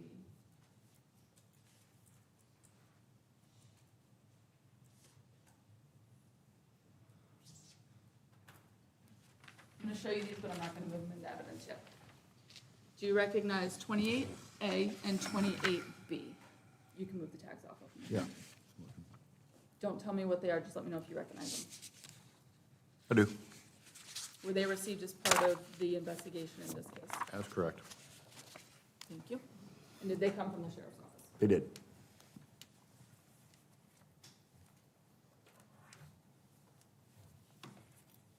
Did you also request inmate request forms? I did. Were those received from HCSO to you as part of this investigation? Yes. Were those inmate request forms, once received, also sent off by you to the Florida Department of Law Enforcement? Yes. What division did those get sent to? Handwriting. Were those analysis. sent to handwriting as well as the letters in 18A through E? Yes.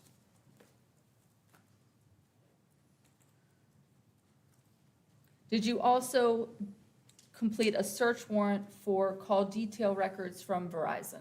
I did. What is call detail records, or what are call detail records? Call detail records is CDRs, and it's all the incoming, outgoing, and the phone data. Do those require a search warrant? They do. Did you complete a search warrant? I did. Along with the data, do you actually get subscriber records as well? We do. What is a subscriber record? Subscriber record would be the person that asked for or owns the account.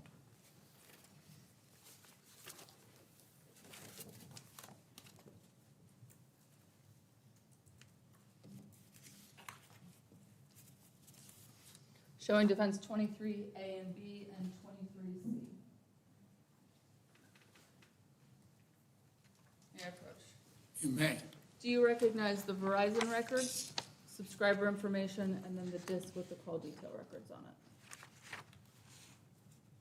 I do. Did you receive all of this as part of the search warrant that you sent off to Verizon? That's correct. This time I'd ask to move into evidence 23A through C. Reject based on pretrial motion.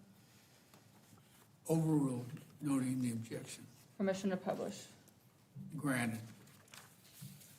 23B.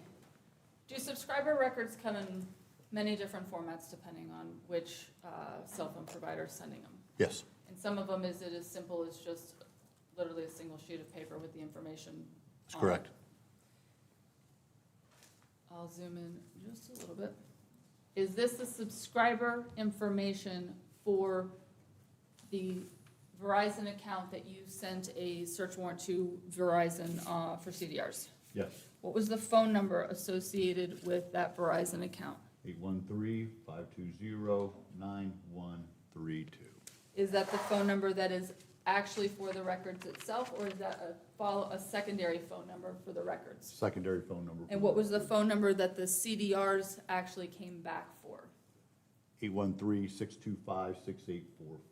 And who was the name associated with those records? Billy Adams. And address associated with those records? 20076 Oak Flower.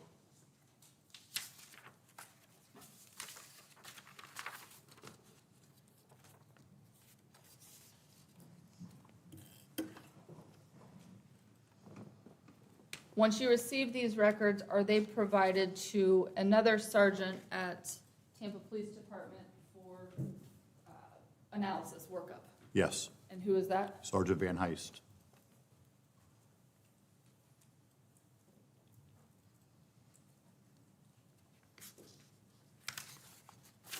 Do you see the individual who you interviewed on March 8th in the courtroom today and collected a buccal swab from on March 8th? I do. Sorry, February 8th. February 8th, yes. Thanks. Will you please point to me and identify what he's wearing? Yeah. Dark jacket, long hair, sitting right there.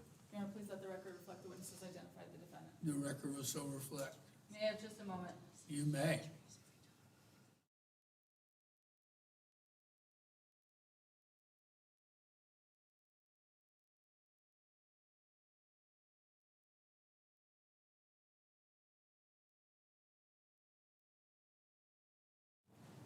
During each of your 4 interviews with Mr. Adams, did you observe any injuries to his hands? Nothing, no. Pass the witness. Ladies and gentlemen, we'll be in recess for 15 minutes. Leave your notepads and pens on your chair. Don't discuss the matter among yourselves. Don't anyone say anything about the case. And we'll reconvene at 10:30.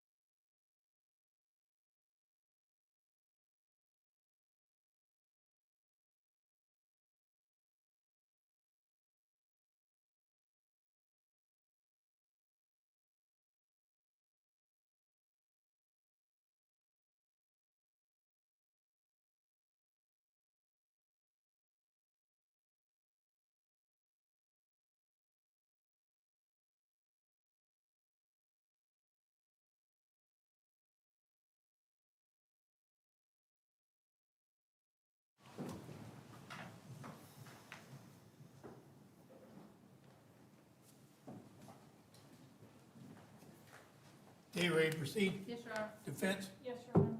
Jurors all ready to come back in? Yes, Judge. Thank you.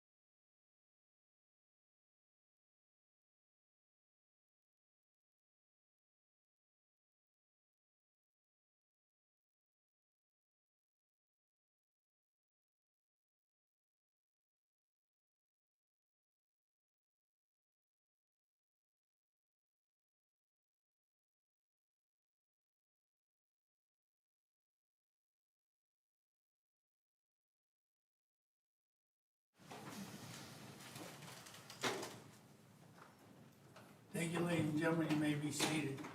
Defense ready to proceed? Yes, Your Honor. Ms. Bradley, you may. Thank you, Your Honor. Good morning, Sergeant Campbell. Good morning. So you're the lead detective on this case, and you're either participating in the investigation or being made aware of information related to what other either officers or detectives are doing in the case. Is that fair to say? Fair to say. And when you first get involved in the case, you go out to the scene? Yes, Ultimately, are you advised that there was a child in the back of the Ford EcoSport? I was. When law enforcement initially arrived? That's correct. Did you ever have any contact with that child? I did not. Later on, did you determine that the father of that child was Brian Federick? Yes, Did you ever have any contact with that individual? I did not. The person that ended up calling 911, he was identified as Vincent Baker? Yes, And did you have contact with him out at the scene? I did. The cars that are going in and out of Pictorial Park, you all end up getting that surveillance that shows them going in and out. Correct. So it's not a situation where there's a gate or an attendant who's like writing down information related to a home or anything like that. That's correct. The video itself, when the cars are going in and out, it only shows the tags. It's not good enough to see anything other than a vehicle description, and sometimes you get tag numbers, sometimes you don't get tag numbers. Okay, just based on the quality of the video. That's correct. It's not a situation where you can see who's inside of the vehicle Certainly not that time of night. or how many people may be inside of the vehicle, anything of that nature. We were not able to determine any of that. Were you able to determine that at all as it relates to the Chevy Malibu that became of interest to you? No, Were you able to determine that at all as far as the Ford EcoSport belonging to Ms. Sims? no, Okay, so neither one of those cars, as they go in and out of that Pictorial Park, are you able to see who's inside of them? that's correct. Was there any video at any point that you find surveillance-wise at that development that shows anyone going in or out of those two vehicles? No, Did you all identify the other people that went in and out of Pictorial Park or have any contact with them? no,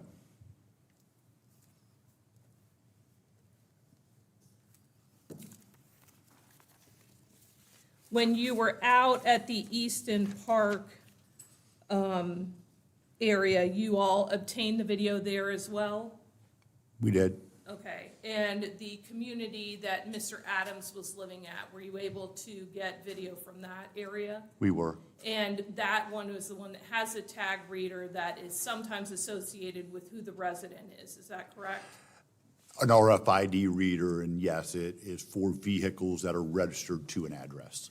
Again, in that video, are you able to determine who's inside of a vehicle or how many people are inside of a vehicle? No, And I know that you were talking about, there were times that you were out in that housing community trying to find potentially surveillance from neighbors, ring camera, things of that nature. Is that correct? That's correct. Were you ever able to find any video in the neighborhood which would show who got in or out of that Chevy Malibu that went through either of the developments? We were not. Were there any witnesses that would say who got in and out of those vehicles? No. Mr. Hill, who ended up being one of the witnesses in the case, it just saw Miss Sims and thought it was somebody who was drunk at the time, correct? That's correct. And he indicated to you that he went to his mother's house in a vehicle, correct? First.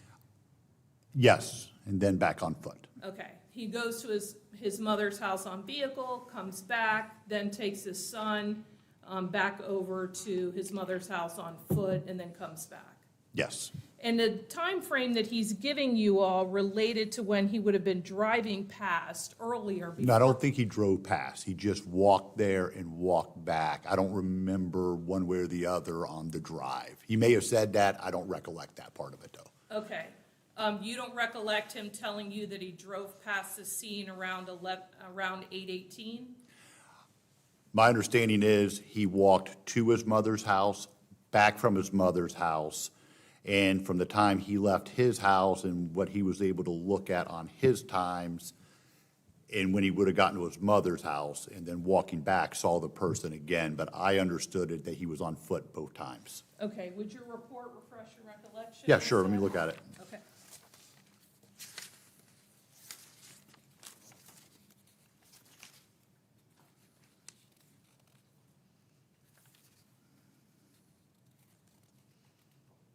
Yes, you're right. He left his mother's house driving at 8:18 PM, arrived home, told his son that they would walk, and that's when he saw.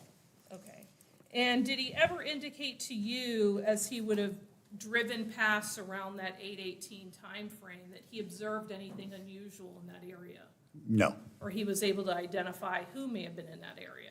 he did not. Was there any surveillance that would give you a timeline as to when the other vehicles that would have been in that area were put there? Not that I'm aware of. And you're aware that there were obviously other vehicles in that area Yes, at the I time was. when law enforcement arrived? Yes. And was there any video that would have shown whether there would have been additional vehicles or individuals in that area at the time when Miss Sims was shot? Not that I'm aware of. So prior to Mr. Adams being arrested, and he's arrested on February 8th, correct? He is. And at the time that he's arrested, did you have any video or witnesses that would give you an indication of who all was present at the time that Ms. Sims was shot? No.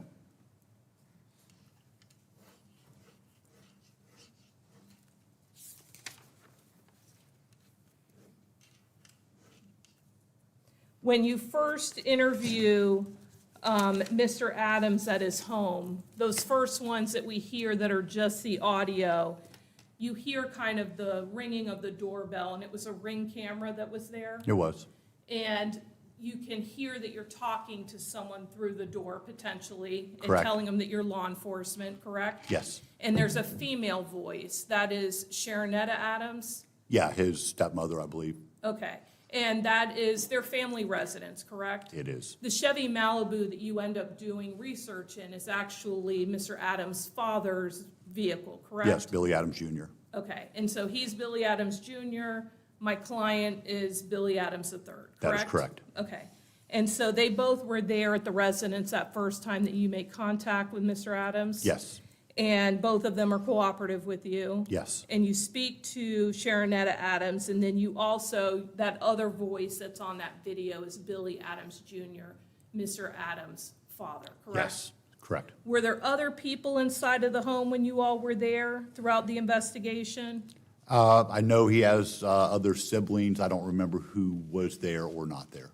Okay, so there were other siblings or kids that would have been living in that residence? That's correct. It's a multiple home residence in that planned community, Yes, it correct? is.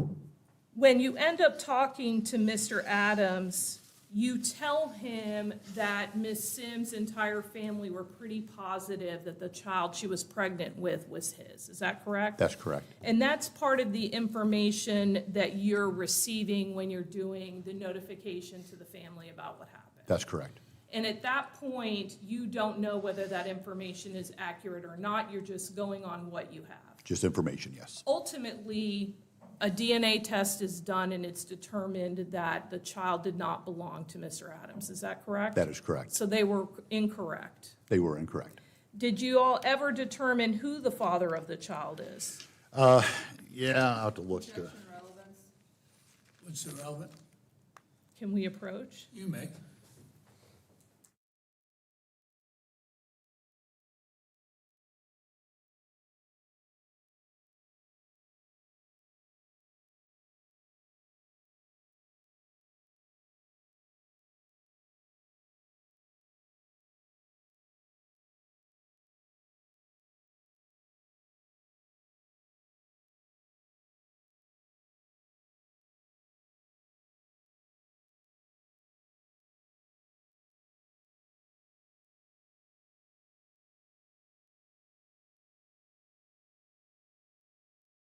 Good answer, Sergeant.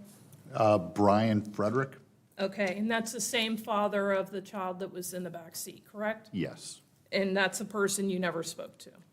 No, we did not. Okay. When you spoke to Mr. Adams, he told you that he thought that Ms. Sims was pregnant from a man in the military, is that correct? Correct. And that's something that you also heard from LaKenya Brantley, that that's what Mr. Adams indicated to her? Yes.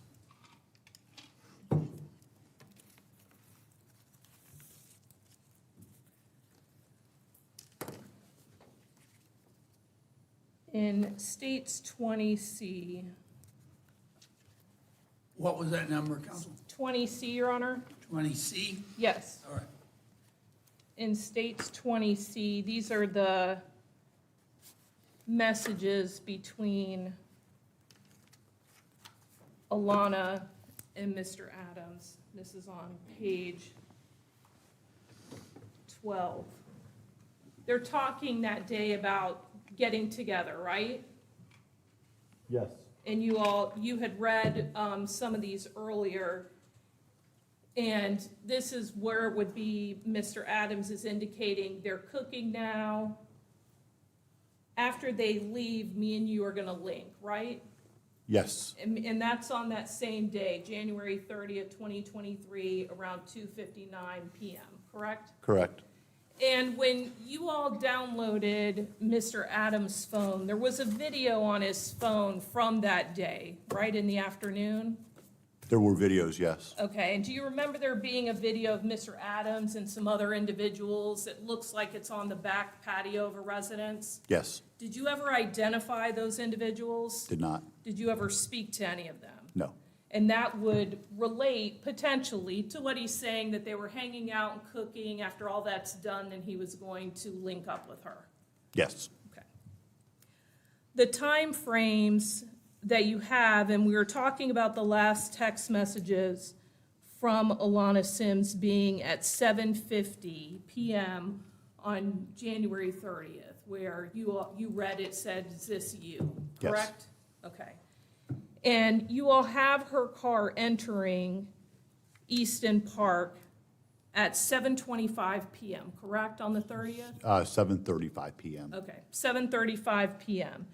So that would be 7:35 going into the development and 7:50 being that last text message. Yes. Correct? Okay. And you have Mr. Adams leaving Easton Park at 8:21, or that vehicle leaving Easton Park at 8:21 PM. Is that correct? That is correct. If I could have one moment. You may.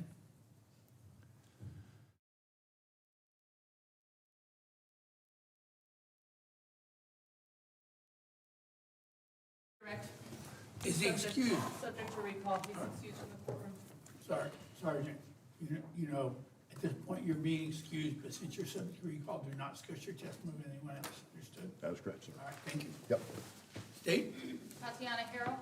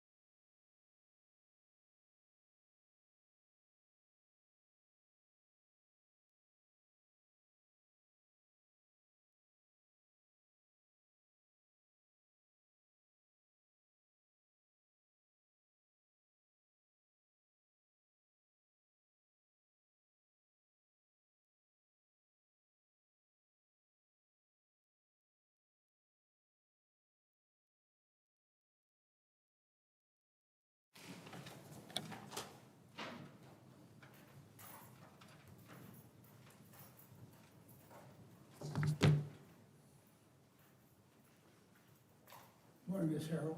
Will you raise your right hand, please? Swear or affirm that the testimony you're about to give will be the truth, the whole truth, and nothing but the truth, so help you God. Thank you.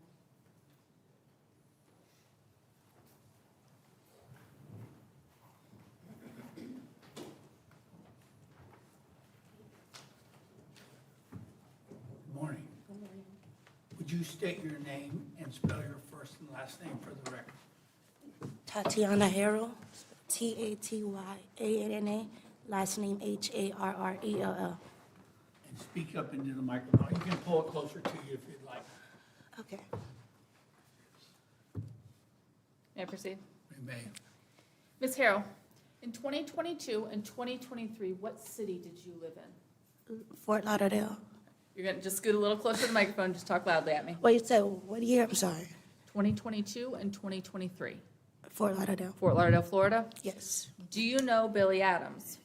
Yes. How long have you known him? Since 2021 or 2020. Did you meet online, Yes. through social media? Yes. How many times have you seen Billy Adams in person? Like once or twice. I couldn't hear you. I'm sorry, like once or twice in person. That the only time you've ever seen him in person? Yes. Answer Yes, up. ma'am. I'm sorry. Yeah, Yes. Answer yes or no. Yes. That's all right. Do you see him in the courtroom today?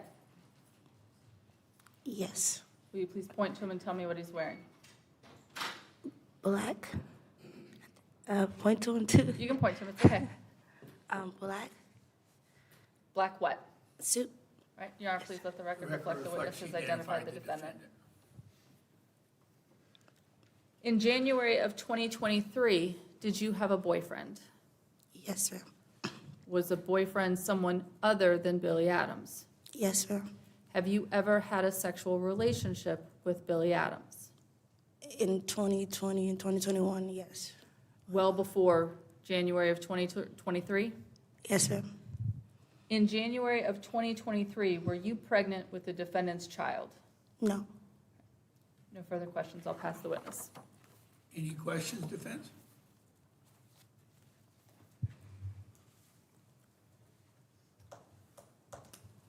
Ms. Harrell, you previously lived in Hillsborough County, Yes, ma'am. and is that where you grew up? Yes, ma'am. Okay, and then when did you move to Fort Lauderdale? Like in 2021, 2022. Okay. But you ended up meeting Mr. Adams online through Instagram, Yes, ma'am. and was he doing music at the time? Yes, ma'am. And a lot of different people would converse with him and talk to him on social media. Yes, ma'am. You ended up, you said, having sounds like a brief or a casual sexual relationship with Mr. Adams. Yes, ma'am. And after he was arrested in this case, did you come and visit him one time? Yes, ma'am. Nothing further.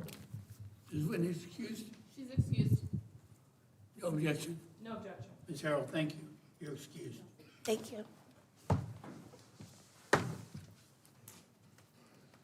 Deputy Demelza Turner is the state's next witness.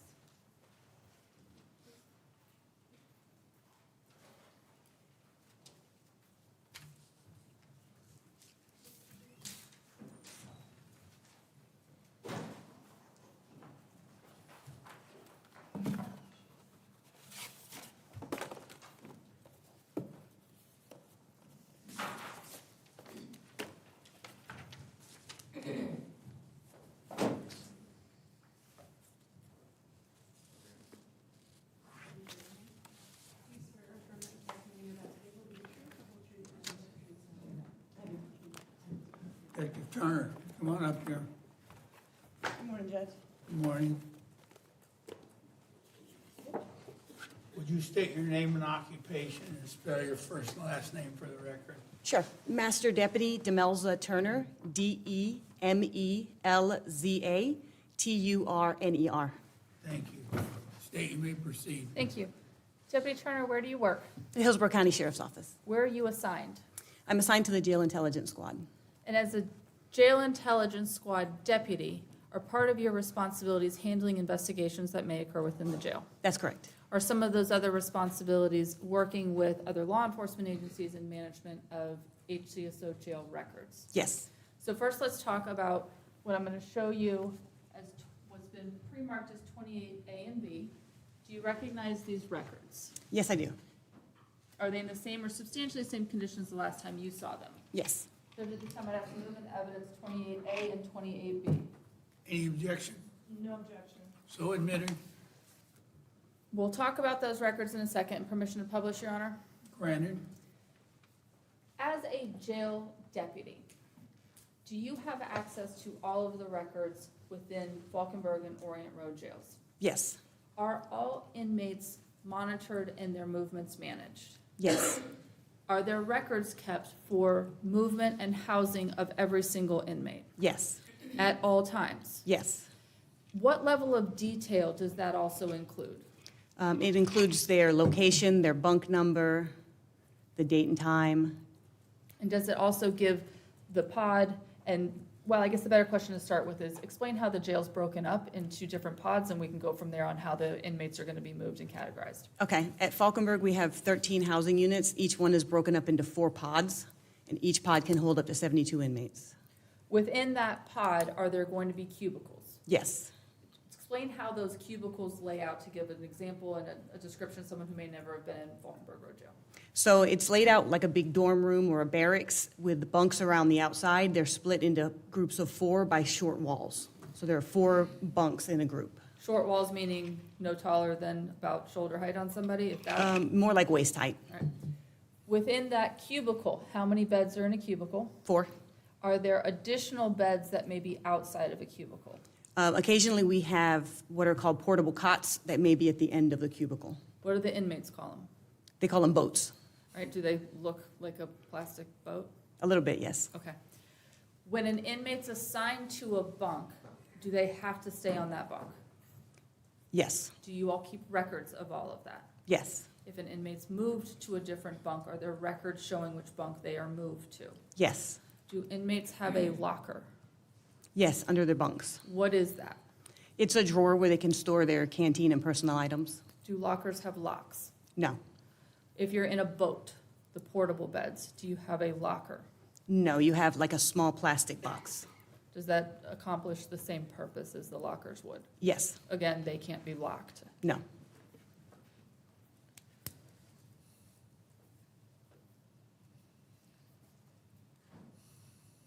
Were you asked to pull the inmate housing records for Brian Boggs and for Billy Adams? Yes.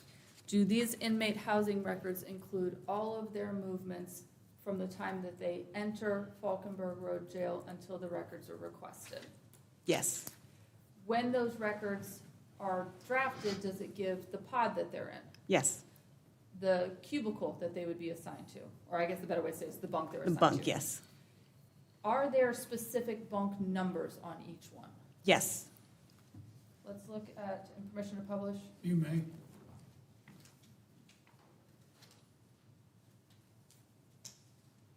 I'm going to start at the back of the records on page 6 of 6. Do these records, for the sake of understanding how they're laid out, do they start with oldest dates at the end and the newest dates at the first page? Yes, they're basically in reverse order. Now, there's a big screen behind you. I'm going to show you page 6 of State's Exhibit 28B. I'm going to just show you kind of overall log first, and then we'll talk about some of the lines. So let's look, and I'm just going to give you this as an example. So when we're looking at this record, do you have, and it may in this case, it may be easier for you to stand up, but give me a second to do it.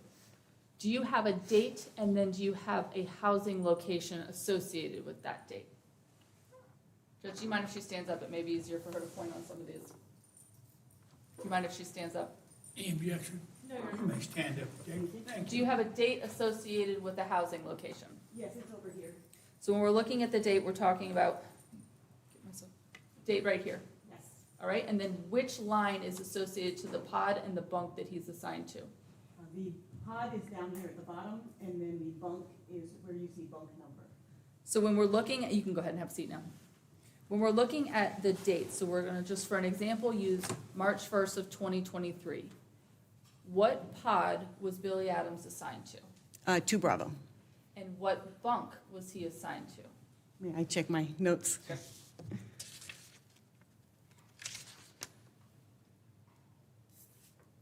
Bunk 3 originally.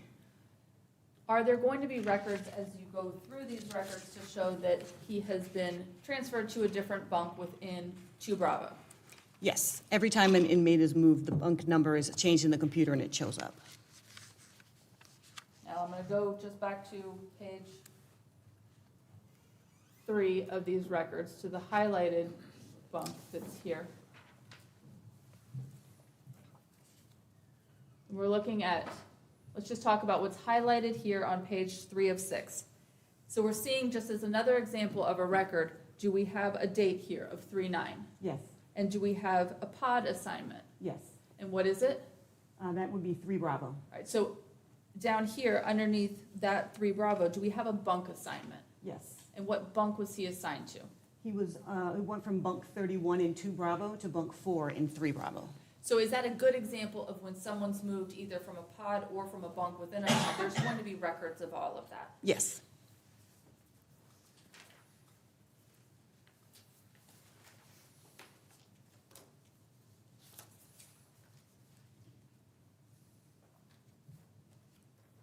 And there are the same records, 28A for Brian Boggs. Yes. Same style of record keeping for those as well. Yes.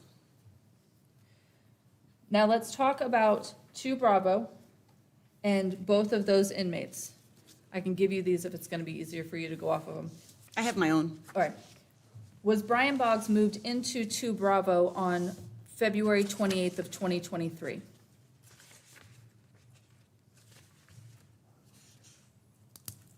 Oh, that's the wrong one. Yes. Was Billy Adams moved into 2 Bravo on March 1st of 2023? Yes. Did Brian Boggs remain in 2 Bravo until March 7th? Yes. Do your records in 28A and 28B indicate there was a 7-day time frame when Brian Boggs and Billy Adams were both housed in the same pod? Yes. Now, within that same pod, is there also a time frame when they are housed in the same cubicle? Yes. And what bunk was each one of them assigned to? Boggs was assigned to bunk 30 and Adams was assigned to bunk 31. Are those bunks next to each other? Yes. Are they in the same cubicle? Yes. If an inmate is assigned to a bunk at night during lockdown, do they have to remain on their bunk? Yes. Cannot leave to go anywhere else? Other than the restroom. Fair, okay. Now let's talk about inmate request forms. What is an inmate request form? So an inmate can fill out a form to request information, reading materials, to ask questions, those sort of things. Does the sheriff's office have standard operating procedures on how the deputy assigned to the pod needs to manage those inmate request forms? Yes. Let me back up and ask you this first. Are there deputies assigned to a pod? Yes. Or is there one assigned to essentially like a desk in the pod? Yes. Is that desk deputy responsible for managing the inmate request forms? Yes. When an inmate fills out a request form, what is the procedure for how that request form would be processed? They should bring it to the deputy there in the pod. The deputy in the pod will ensure that it is the same inmate on the sheet that is turning the request form in. The deputy will review the request form and then sign it. And then the deputy maintains it until it's sent out with the rest of the paperwork. Do all inmates wear a wristband? Yes. Does that wristband have a photograph on it? Yes. Does it have identification information on it? Yes. Does that wristband need to be visible at all times? Yes. Is that wristband what the desk deputy is using to confirm the identification of the person who's completing and submitting the inmate request form? Yes. Does the inmate have to sign the request form? Yes. Does the deputy have to put either their signature or their payroll identification number, their ID number, on the request form as well? Yes. If the deputy at the desk is able to handle the request, are they supposed to? Yes. If not, does that request get sent out to be processed and completed if possible? Yes, that's correct. Are all of those inmate request forms saved? Yes. Does the inmate have to handwrite the request himself? Yes. Are those saved in their original form once submitted. Yes. Showing defense what's been marked as State's Exhibit 27. May I approach? You may. Showing you what's been marked as State's Exhibit 27. Will you look, it's open, just don't take it out, you can look in it. Are those going to be inmate request forms that were kept by the sheriff's office and requested under this case? Yes. Were those provided to Tampa Police Department from Falcon Road Jail? Yes. May I have that? Thank you. This time I'd ask to move into evidence what's been marked as State's Exhibit 27. Any objection? No objection. So admitted. Once these request forms are sent over, is it actually the originals that are sent over? Yes, to records. And and does the sheriff's office keep a copy of them? Yes. Does that, and permission to publish State's Exhibit 27? Granted.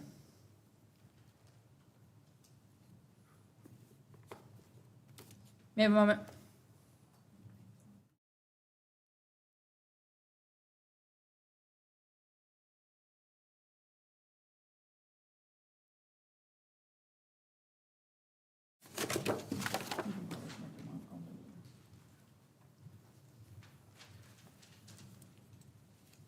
Deputy, the pods, you were talking about the setup. You said that each pod could have up to 72 inmates. Yes, that's correct. And how many deputies are inside of the pod managing it? 1.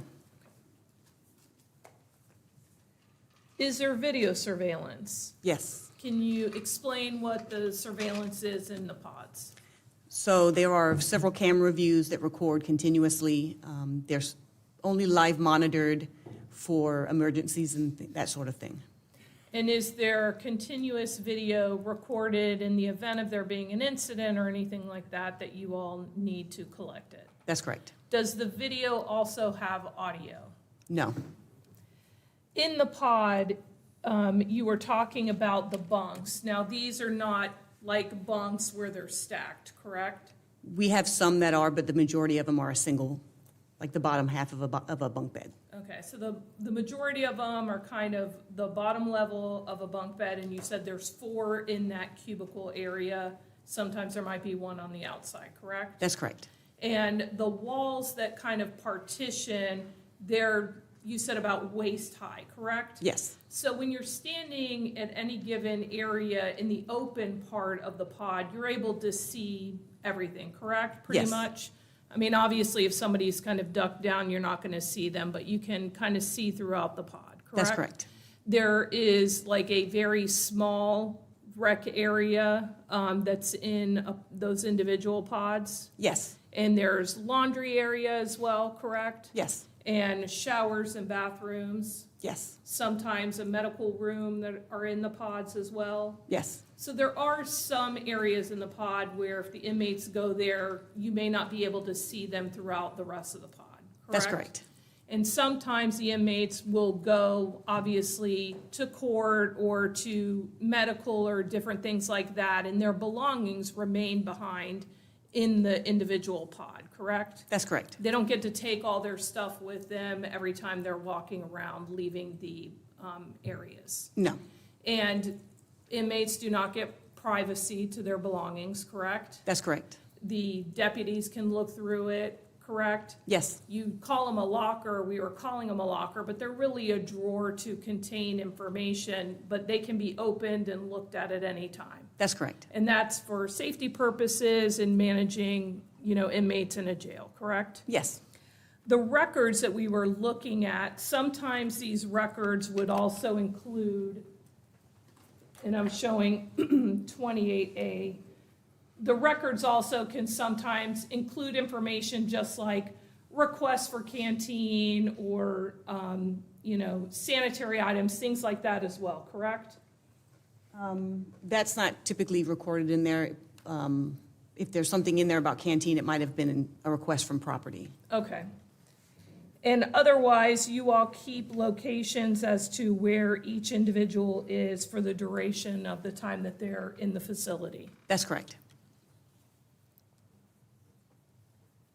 Nothing further. Any redirect? No redirect. Witness excused? She's excused. No objection? No, Your Honor. Thank you, Jack. You are excused. Thank you, Judge. Jake? Bonnie Beal?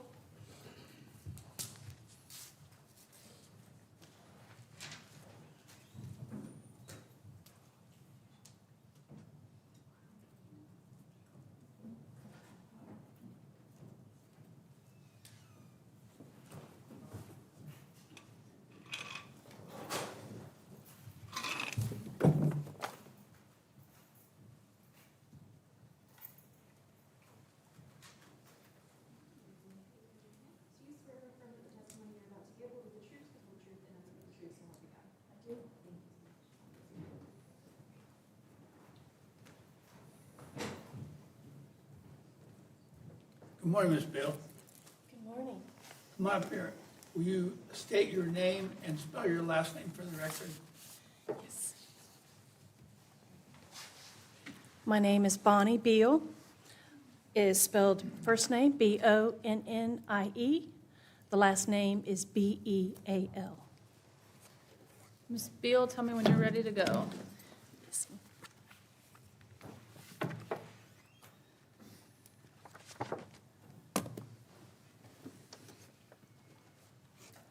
Okay. Ms. Beal, where did you used to work? I used to work with the Florida Department of Law Enforcement Crime Laboratory out in Pensacola. Have you recently retired? I am. All right. Let's talk about while you were employed at the Florida Department of Law Enforcement. How long were you employed there? I was with FDLE for 8 years. And prior to your employment, where were you? Prior to your employment with FDLE? I worked for about 15 years with United States Postal Inspection Service Forensic Laboratory, both in their Memphis and then in their DC laboratories. Prior to that, I worked for 5 years with the Indiana State Police, which is where I got my training. And what are you trained in? I am trained as a forensic document examiner. What is your title, or what was your most recent title at the Florida Department of Law Enforcement? I was a senior crime laboratory analyst in their forensic document examination. So when we're talking about your area and your specialty within FDLE, what types of work did you focus on? My duties basically are to examine and compare documents that are in question or in dispute. That can be handwriting, typewriting, paper, ink, printers, to known documents to determine their authenticity and/or their origin. What's your educational background to hold that most recent position? I have a Bachelor's of Science degree in chemistry with an emphasis in criminalistics. You went through what your main duties were while you were employed at FDLE. Is that essentially encompass what you were doing right before you retired? Yes. All right. Describe any training that you received beyond your education for the last position you held with the lab.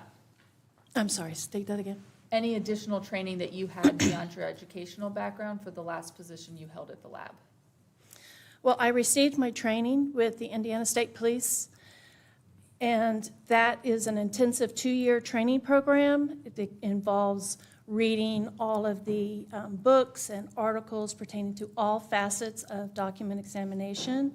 At that time, I was also reviewing hundreds of handwriting samples and looking at cases that the certified document examiners there were working. And I was taking written tests, practical examinations, and oral boards. And I also had the opportunity to attend the Federal Bureau of Investigation School, as well as the United States Secret Service School. And I also attended workshops and meetings pertaining to forensic document examination during my training. Were you certified? Yes, was certified. What does that mean? I was certified by the American Board of Forensic Document Examiners. It's an outside entity. They certify document examiners in the United States, Canada, and Australia. They are, it is an organization. You have to put in your application to show that you have gone through the proper training to be a document examiner. You then sit for a written test.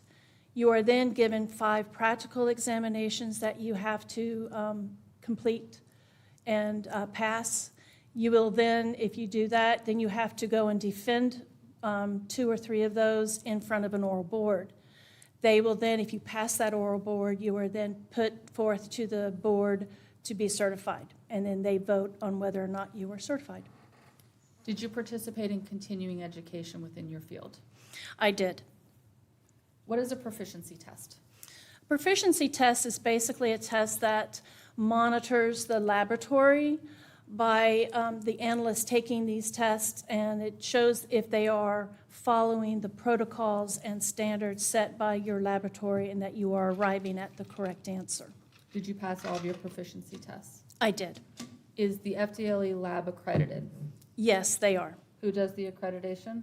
The accreditation is by ANAB, which stands for the American National Standards Institute National Accreditation Board. And have you testified previously? I have. I'll tender the witness. No questions at this time. Let's first talk about chain of custody. How are documents received into the Florida Department of Law Enforcement's custody? Okay, do you want me to define chain of custody first?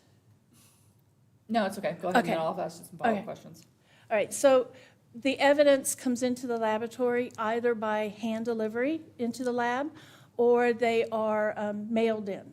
Once the evidence is received into the laboratory, they are a barcode with an RFID chip is placed onto that evidence bag.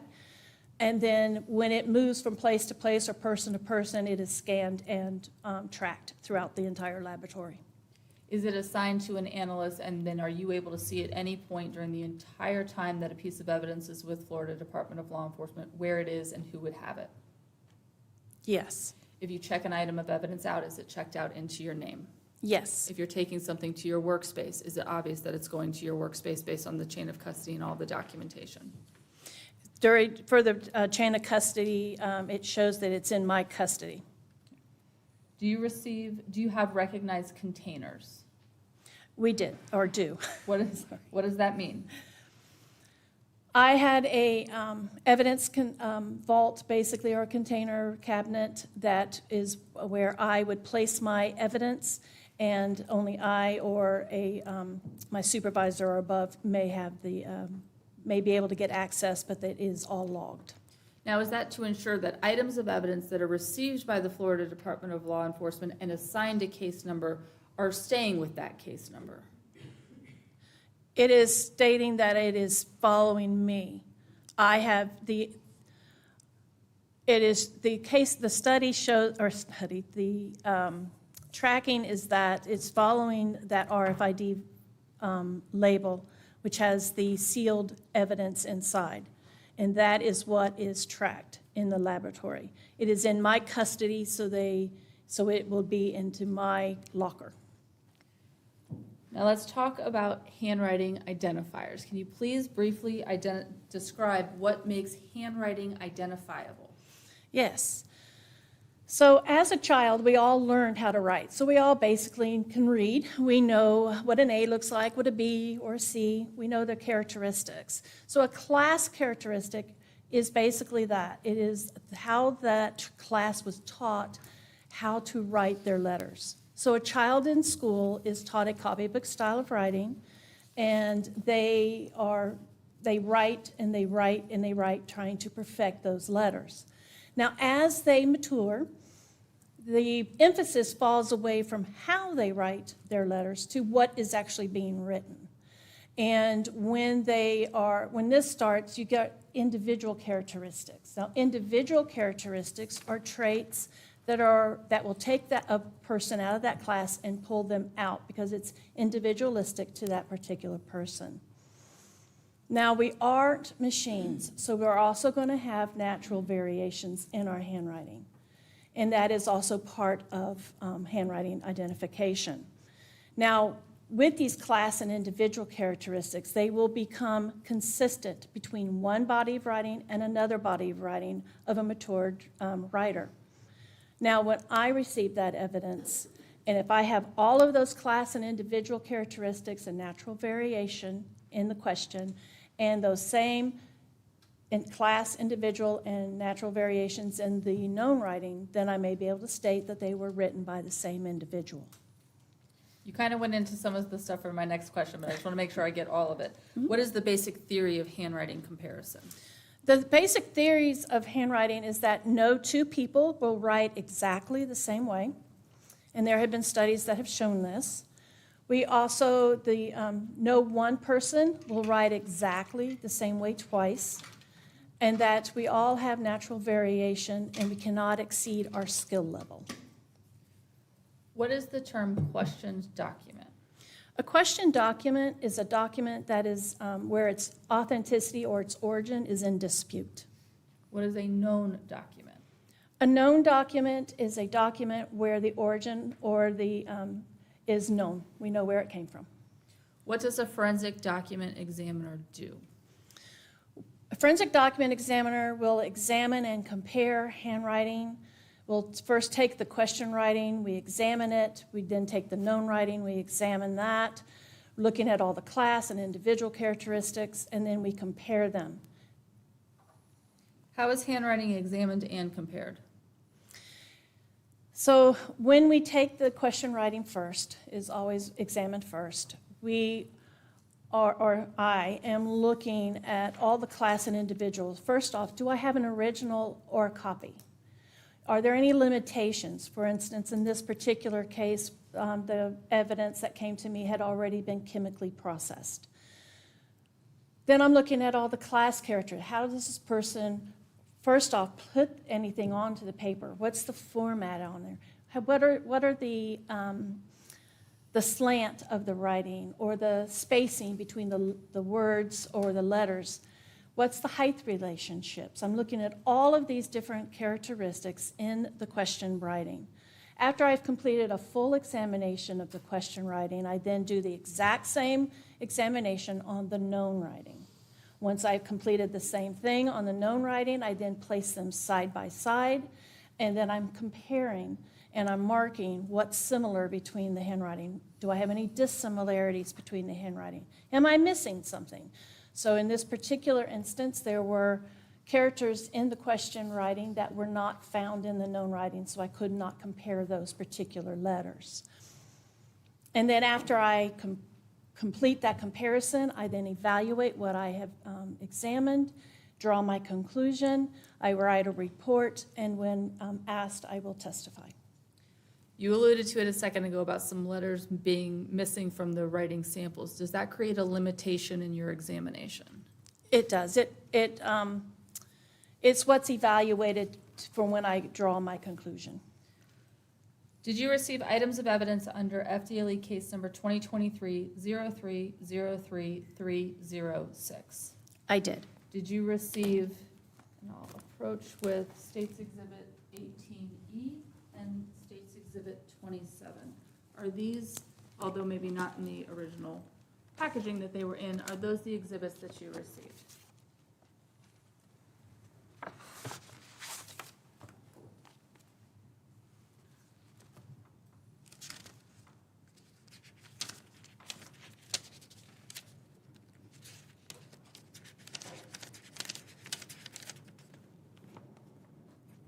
This was 27. Yes.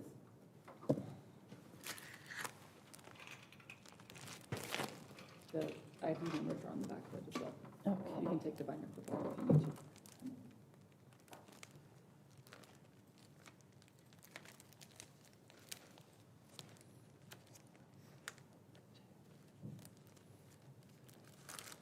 Okay. And this was 18. Yes, I do recognize these due to my information that I placed in my initials. Thank you. Did you also create your own work product from your analysis and your examination? Did you create a handwriting sample document? Yes, I did create a chart. May I approach the witness? You may. Showing you what's been marked as States Exhibit 29, is that the document that you created? Yes, And do you recognize it? yes. Your Honor, at this time, I'd ask to move into evidence States Exhibit 29. No objection. So admitted, Permission to publish. granted. Thank you.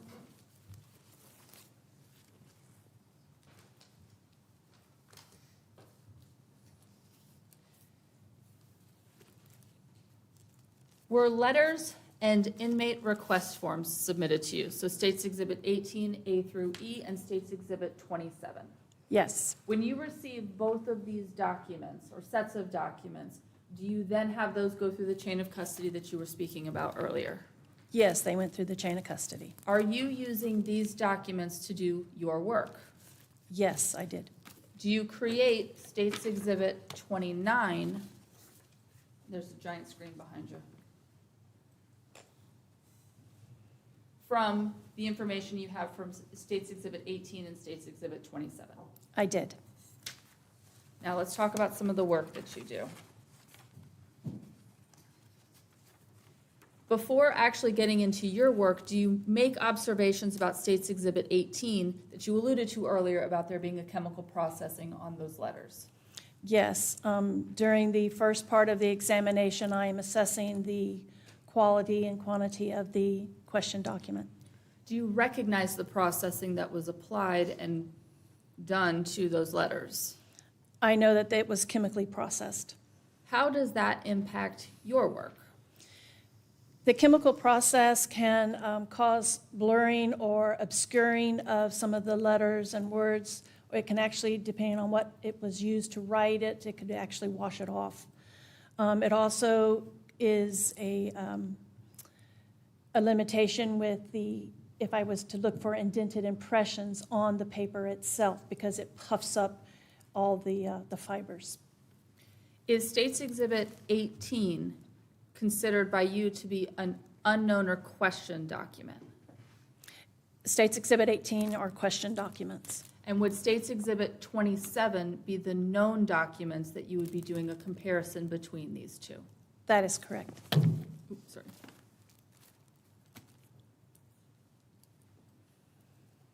In an ideal circumstance, are you looking for specific number or characters or a specific number of characters for your analysis and your comparison? No. Why does that matter for you? With handwriting is unique to each person. So when I receive that evidence, I'm examining all of the classic individual characteristics of that particular person, trying to ascertain their natural variation.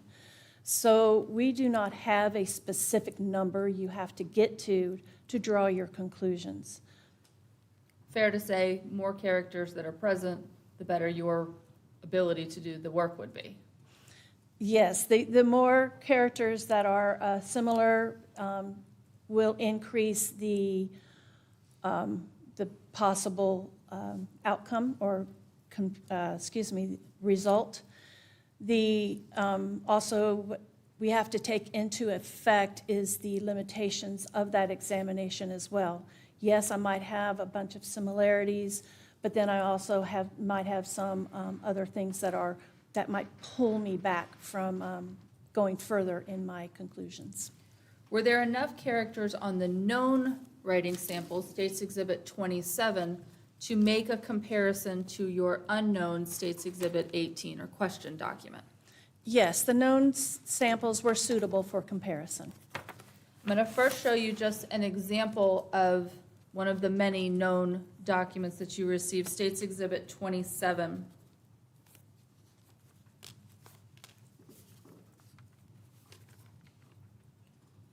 I'm going to show you one of these documents. Is this one of the documents that you received? Yes, it is. And is that an example of where you're getting the handwriting samples from? Yes, it is. And I'll show you another known document. Is that another example of where you're receiving handwriting samples from? Yes. Did you receive quite a few of those documents for your work? I received 15 of them.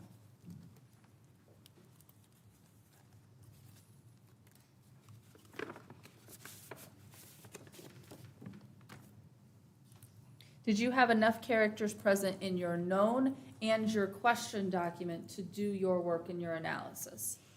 I had sufficient, or they both were suitable for an examination, and the weight of the conclusion is one of the results. One of my limitations was that I needed additional known writings, because as I already stated, there were characters in the question writing that were not present in the known writing. We'll get to it in a little bit, but just to explain that answer a little bit more, on the spectrum or the scale of conclusions that you can reach, was there a conclusion that could be higher than where you concluded these handwriting samples because of the lack of characters that were available to you?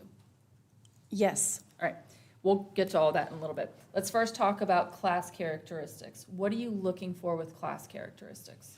Class characteristics are, as I already stated, are traits that are common to a group or a class of people. So it's basically how that letter is written, like an A. It's written with a ball with a staff coming down. Now, some people may also add a top to that, but those are considered class characteristics, the basic letters, the basic formation of those letters. So when you're looking at your handwriting samples for comparison, are you starting with these class characteristics and then, as you talked about earlier, going into the individual characteristics from there? I kind of look at all of them at the same time. So I do the class and the individual characteristics together. What tools are you using to assist you with your work? I use a microscope or other magnifying devices. Now, you had referenced it earlier, and we just brought it up, that there's conclusions that you can reach. Describe what those conclusions are going from highest to lowest ranking. Okay. There are 9 conclusions that a document examiner may come to, depending on the quality and quantity of the evidence that was submitted. So starting at the highest end is identification. This is the writer. This person wrote the question document.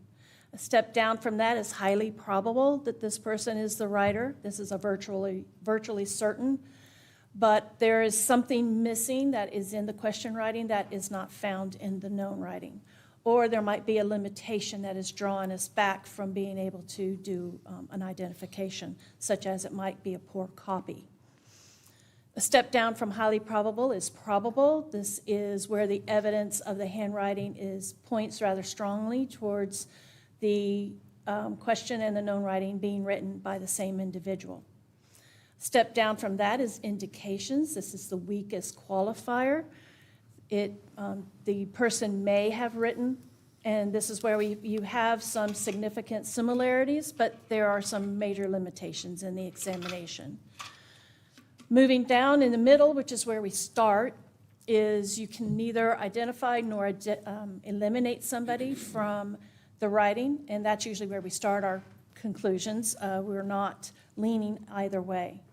This is where we're going to have some major limitations, and so we aren't able to move off that spot. Going down, we have indications, may not have, probably may not have, or excuse me, probably did not write, highly probably did not write, and elimination.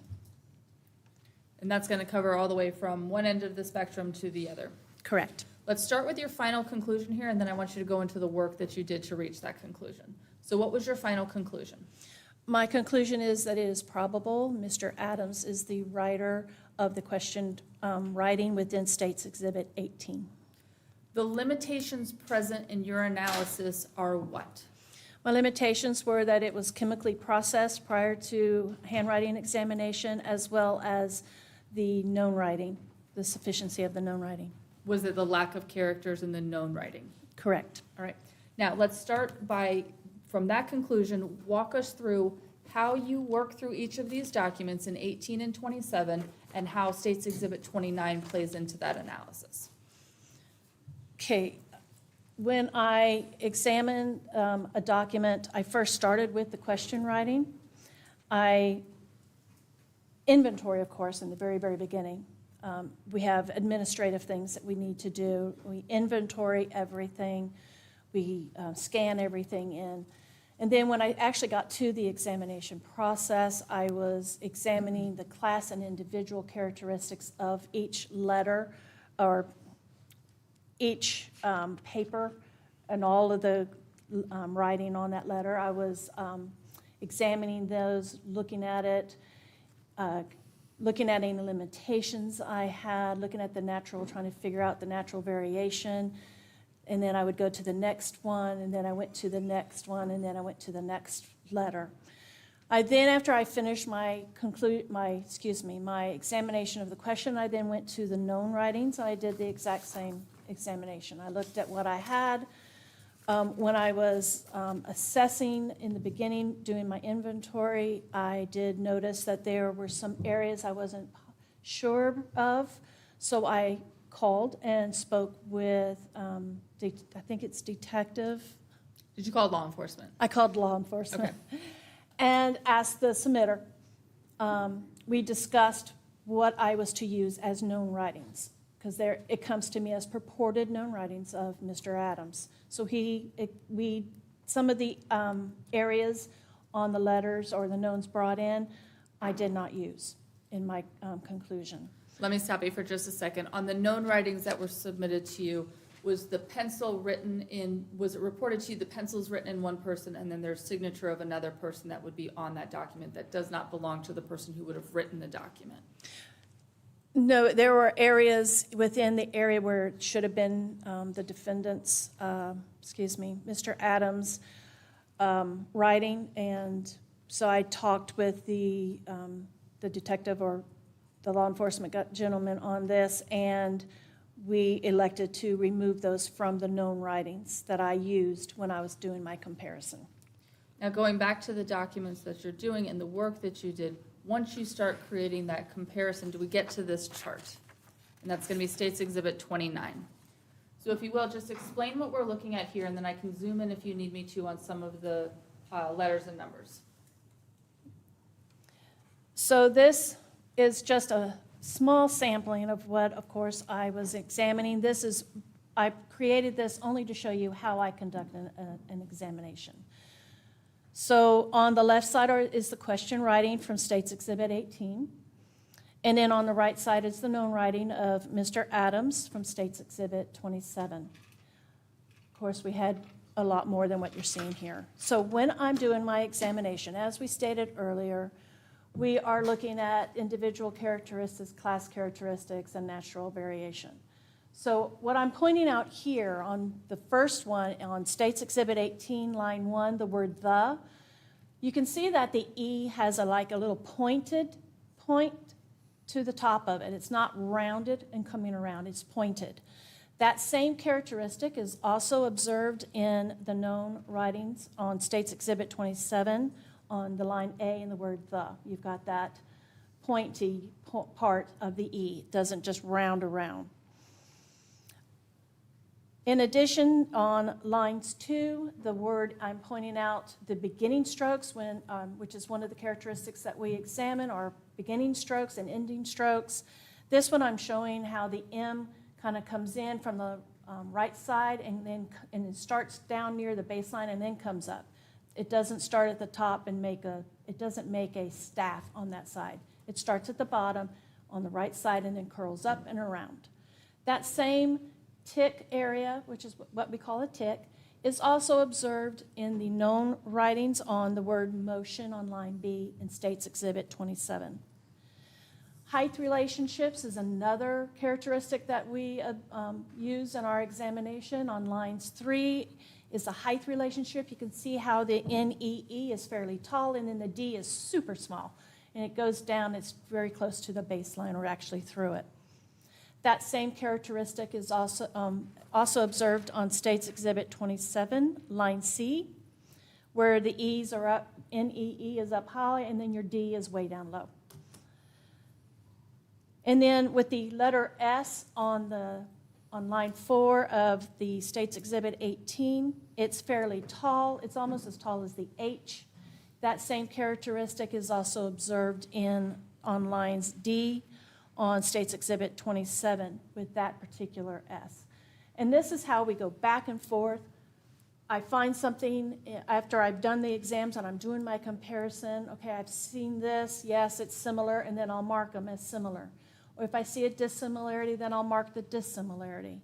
If it's missing, which as I stated, there were a couple of characters in the question document that were not found in the known, then I mark that as a missing character. All of those together, not just these 4, but everything that I examine and compare are assessed, and that's what brought me to my conclusion that it is probable. And so your conclusion is that it is probable States Exhibit 18, A through E, was written by the same person who wrote States Exhibit 27. That is correct. You have a moment, Your Honor? You may.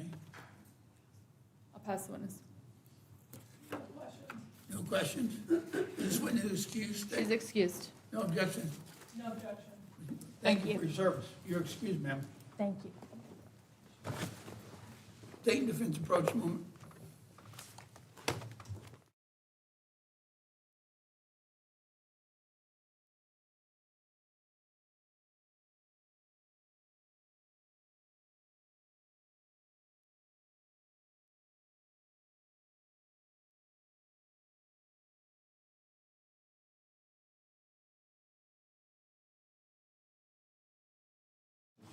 Ladies and gentlemen, we're in recess till 1 p.m. Do not discuss the matter among yourselves.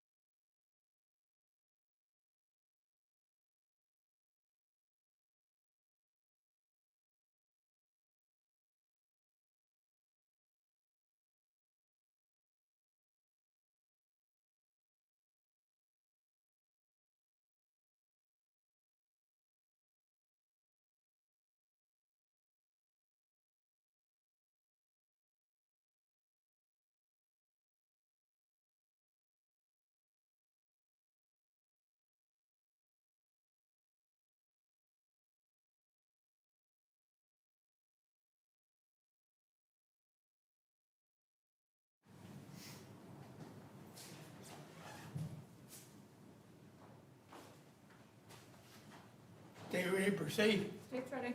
Defense, Yes, Your Honor. jurors all here? Yes, sir. Bring him in, Deputy.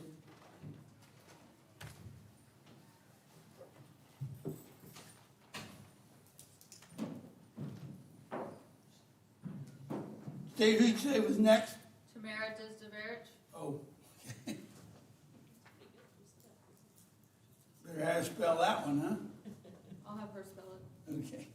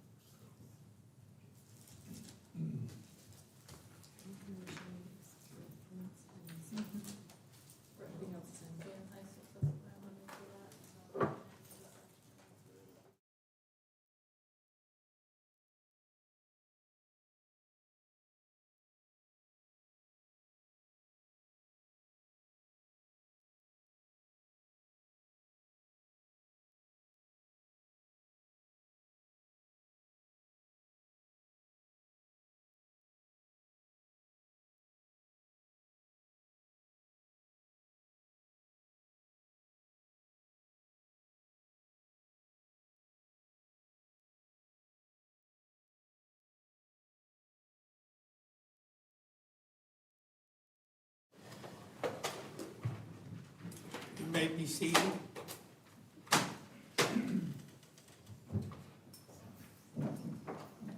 During your lunch break, anybody hear anything from anyone or talk to anyone about the case? No. Thank you. State, you may call your next witness. Tamara Disdavarich.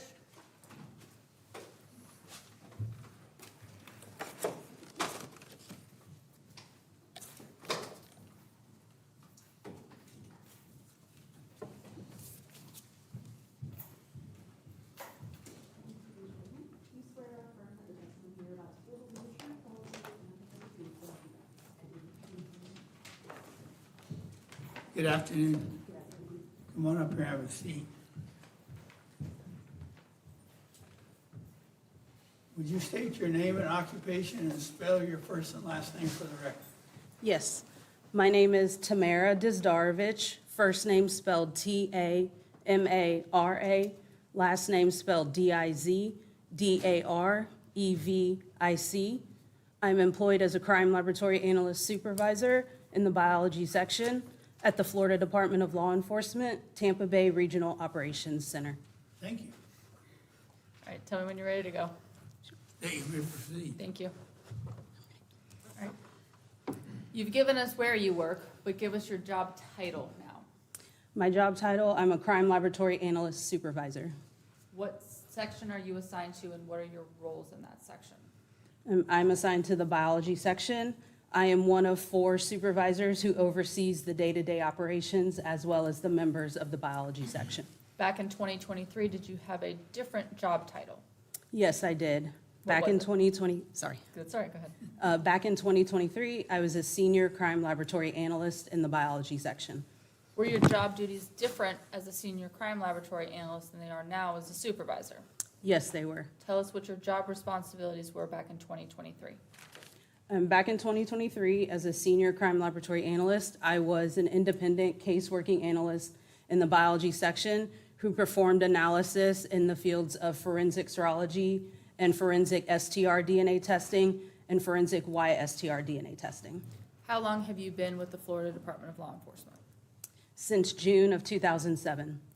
Prior to holding, well, I guess, prior to being a supervisor, you were an analyst. Prior to being an analyst, what was your position with FDLE? So I've held numerous positions, all within the biology section. I began my career as a forensic technologist in the biology section, and then I worked as a crime laboratory analyst, and then a senior crime laboratory analyst, and now I'm a crime laboratory analyst supervisor, all within the biology section. What is your educational background to hold all of those positions?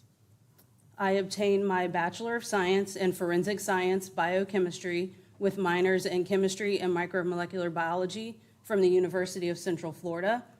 I completed graduate level courses in Forensic Serology and DNA at the University of Florida, and I obtained my Master of Science in Cellular, Micro, and Molecular Biology at the University of South Florida. Do you have classes in statistics? Yes, I do. Do you have, and we'll get to it in a little bit, but continuing education and training in statistics as well beyond just your educational background? Yes, I do. What is forensic biology? Forensic biology is a forensic discipline that houses two subdisciplines. I previously spoke about them, forensic serology and then forensic DNA testing. So forensic serology is the process of identifying bodily fluids or biological material such as blood, semen, or saliva on an item of evidence. Forensic STR-DNA analysis is where you take one of those biological samples and then develop what is known as an STR, or short tandem repeat DNA profile. And then you obtain those profiles from question samples within a case or evidentiary samples. And then I'm able to compare them to reference samples from individuals that may have been involved in the case, such as a victim or a suspect. Do you have specialized training in forensic serology and forensic DNA testing? Yes, I do. Is the FDLE lab accredited? Yes, it is. And who does your accreditation? FDLE is accredited by ANAB, which is the American National Accreditation Board. We've heard about proficiency testing from another witness, but are you also proficiency tested? As a crime laboratory analyst and a senior crime laboratory analyst, I was proficiency tested. I am not proficiency tested as a crime laboratory analyst supervisor, as I no longer perform independent casework. Back when you were completing proficiency tests, did you pass all of your proficiency tests? Yes, I did. Have you ever testified regarding DNA testing? Yes, I have. Approximately how many times? Approximately 125 to 130 times, all within the state of Florida. I'll tend to the witness for water. Thank you. You may proceed. Let's start briefly with what is DNA? DNA stands for deoxyribonucleic acid. It is the genetic set of instructions that code for life. As human beings, we obtain 1/2 of our DNA from our mother and 1/2 from our father. And approximately 99% of human DNA is the same amongst individuals. In my testing, I am looking at that less than 1% that differs from all individuals. And everyone will have a unique DNA profile with the exception of identical twins. Where is DNA found in the human body? DNA can be found in every cell in the human body except mature red blood cells. You talked earlier about STR testing, so let's back up a little bit and explain what is the DNA analysis that you perform. I perform what is known as STR, or short tandem repeat testing. Short tandem repeats are just areas along the DNA where a specific sequence will repeat itself a certain number of times. And I am looking for the number of times that sequence repeats at specific locations. So you will obtain one repeat unit from your mother and one repeat unit from your father. And I'm looking for those number of repeats in order to develop what is the STR DNA profile. How many locations do you look for? I look for 21 STR locations along with 3 gender markers. Are you required to have information at all 21 of those locations? No, I'm not. I don't have to obtain information at all 21 locations in order to interpret a sample. If you have information that is different at one location, can that exclude someone from an unknown sample? Yes, when I'm comparing a reference sample or a reference profile to a question profile, I'm looking at the areas and looking at the DNA types at each of those areas, those repeat units. If I'm comparing someone to a sample and I'm looking at the same location, if those repeats differ, that person would be excluded from that sample. Is STR testing generally accepted in the forensic scientific community? Yes, it is. Let me ask it to you a different way. We're talking about the locations that you're looking for. So you've got 21 different locations. If that information is different at one location, does that exclude somebody? You answered that a little bit, but go ahead and explain that a little bit more. Yes, so if I'm looking at the first location and in a question sample, if the DNA profile at that location is, for example, an 11-12, and then I'm looking at the reference sample at that exact same location, if that individual does not have the 11 and the 12, they would be excluded from that sample. Now, let's say that they have the 11 and the 12 at that specific location. Does that automatically include them, or is there a second portion to your analysis? So I would actually look at all of the areas for which I obtained information. If there are any differences in those areas, then the person would be excluded.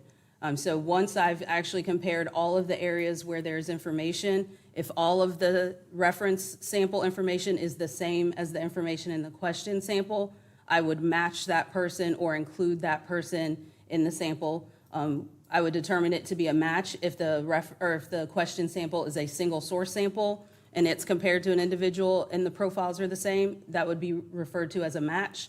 If the question sample is of mixed origin, meaning more than one individual donated to that sample, but I was able to obtain the reference samples, DNA types in that question sample, then I would include that person in that mixed sample. And then I would calculate a statistic to give weight to that comparison. So let's talk about the statistic part of that work then. Do you have a program that you utilize to help do that statistical analysis?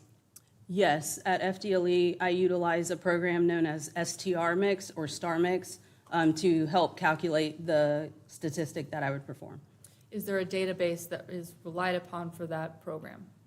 Yes, there's a database which is just a collection of known DNA profiles. That database is used to estimate how common a DNA type is in the general population.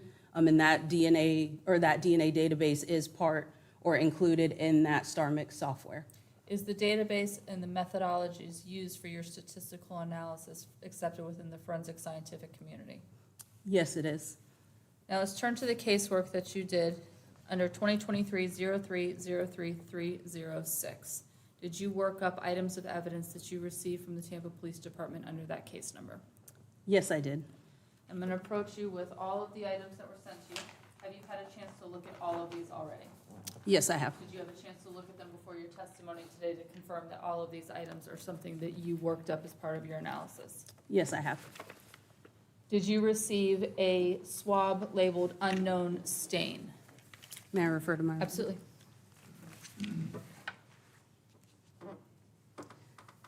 Yes, FDLE item 11, agency exhibit number 1798541-11 is described as swabs from an unknown stain. And is that evidence markers at exhibit number 6? I'm not sure I'll bring it up exactly. too. You wanna approach her with all the. Yes, please. Because that states exhibit 6.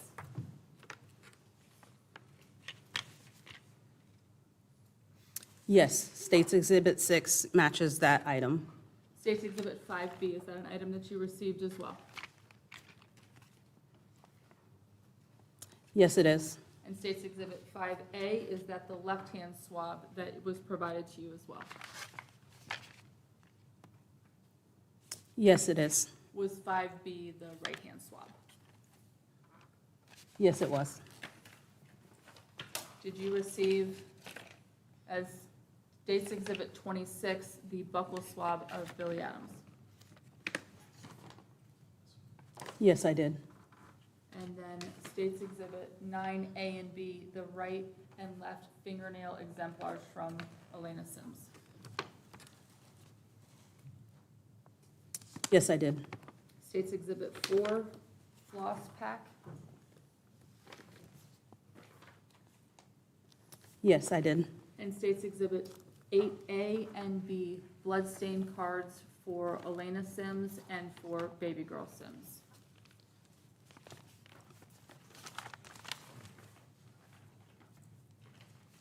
Yes. Are those all of the items that you received under this case number to work up for your analysis? Yes, they are.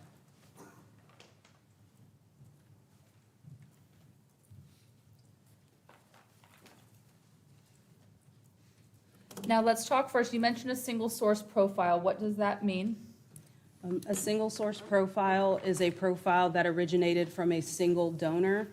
So when I'm looking at that profile, which is represented as peaks on a graph, I expect no more than 2 peaks at each location. If you obtained the same number of repeats from mom and dad, I would see 1 DNA type at that location, but I would expect it to have double the size or double the contribution, representing the peak that you got from mom and dad. So when I refer to a single source profile, that means I have a profile that originated from 1 person, and I see no more than 2 peaks at any location.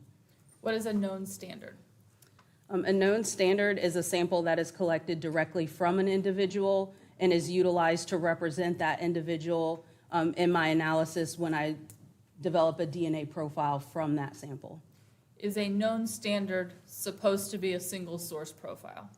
Yes, it should be a single source profile. States Exhibit 26, which is going to be FDLE item number 4. Was that a buccal swab from Billy Adams? Yes, it is. Would you expect this to be a single source known standard? Yes, I examined that as a reference sample from that individual, and I expected to obtain a single source profile. And did you obtain a full profile from States Exhibit 26, FDLE item 4? Yes, I was able to obtain a complete DNA profile from item 4. Now let's talk about item 7, which is going to be States Exhibit 8B, bloodstain card from Elena Sims. Did you receive a full known profile? Was that a known standard? Yes, that was a reference sample. And was there a full profile? Yes, I was able to obtain a complete DNA profile from that item. And then same questions for item 8, States Exhibit 8A. Was that a single source full profile? Yes, I obtained a complete DNA profile that was single source from that item. So for each of these 3 items, 27 and 8A and B, are you then able to take these 3 and compare them to any samples that you're able to obtain from the unknown samples? Yes, that's correct. I would compare those 3 reference samples to any interpretable profiles that are developed from any of the questioned or evidentiary samples. Were you able to compare the known profiles from item 7, item 4, to item 8? Yes. One of the requests was to determine possible parentage of baby girl Sims, which is item 8. So I was able to compare Alana Sims as the known maternal parent to baby girl Sims, and then I was able to also compare Billy Adams as the alleged possible paternal parent and make that comparison to determine if baby girl Sims could have been the biological child of those 2 individuals. And what were the results? Once I made that comparison, the DNA profiles from the child, baby girl Sims, and the known biological parent, Alana Sims, were compared with that of the alleged biological parent, Billy Adams, and the DNA profile from the alleged parent, Billy Adams, is not consistent with that required of the child's biological parent. Now, moving on to item 3. Were you able to do STR testing to item 3, the floss pick, which is States Exhibit 4? Yes, I did run a sample from that item in the STR DNA process. And what were your results from that item alone? For item 3, the floss pick, due to the limited nature of the DNA results obtained from that item, that sample was not interpretable. Now, you don't respond to the scene, do you? No, I do not. You're only receiving swabs, and in case of item 4, actual items of evidence sent to you. Yes, I only receive items of evidence from the submitting agency. Once they submit it to the FDLE laboratory for biology testing, it is then assigned to an analyst in the case, or in the section for analysis, and this case was assigned to me. Given the item itself, a floss pick, would that be an item that potentially could be a rich source of DNA? Yes, it's possible. Now, do you have any idea how long that item may have been there, what conditions it may have been through, because it's sitting on a paved road, something like that? Do you have any idea on any of those things? No, I have no idea the conditions in which the item was prior to it entering my custody. Would an item that has been outside in the weather, in a hot sun, have the ability to degrade any potential DNA that could be on that item? Yes, those environmental factors can impact the quality or quantity of DNA present on an item. At the end of the day, bottom line is you do not get anything that is of comparison value off of the floss pick. Correct, that sample was not interpretable. Now let's look at item number 11, unknown stain, which is States Exhibit were you able to perform STR testing on State's Exhibit 6? Yes, I was. And what were your results? For that sample, the DNA results obtained from item 11, the swabs from an unknown stain, demonstrated the presence of a mixture. However, due to the inability to estimate the number of donors to that mixture, that sample was also not interpretable. If that sample is represented as having come from a liquid stain on pavement, does that help explain why you may have information that is not interpretable?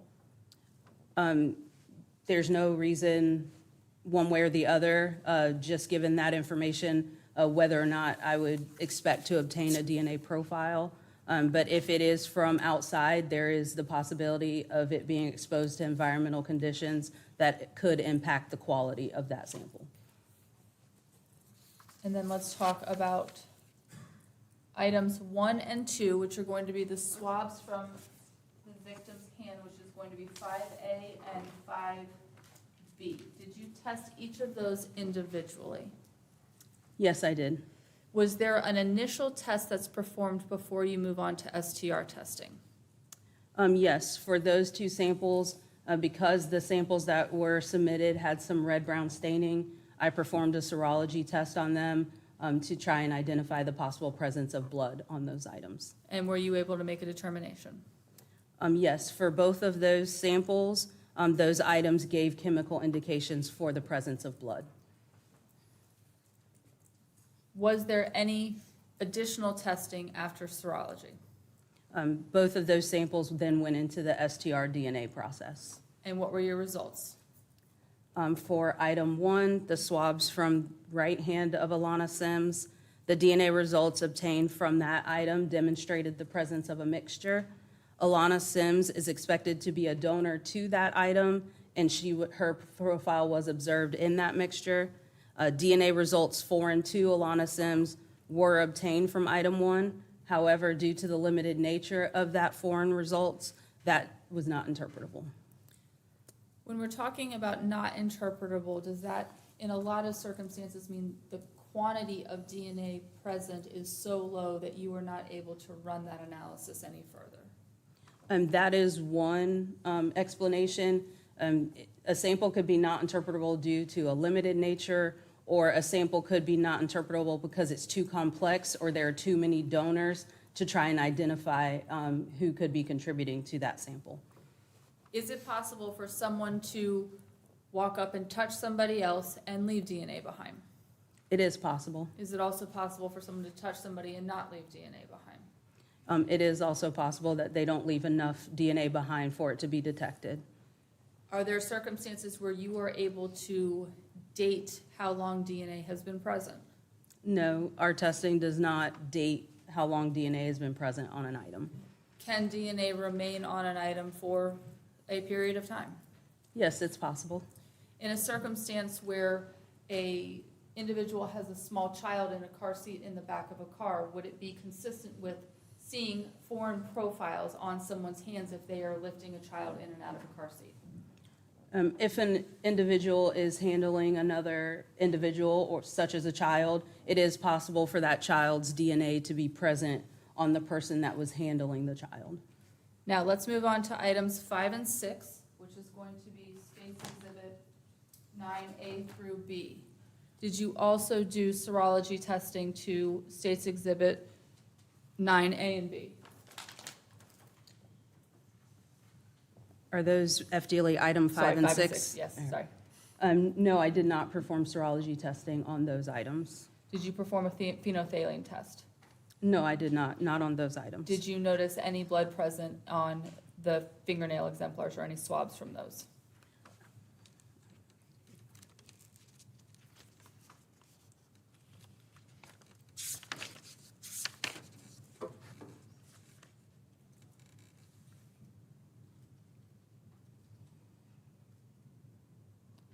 So for item 5, the right fingernail exemplars, they were heavily saturated with red-brown staining.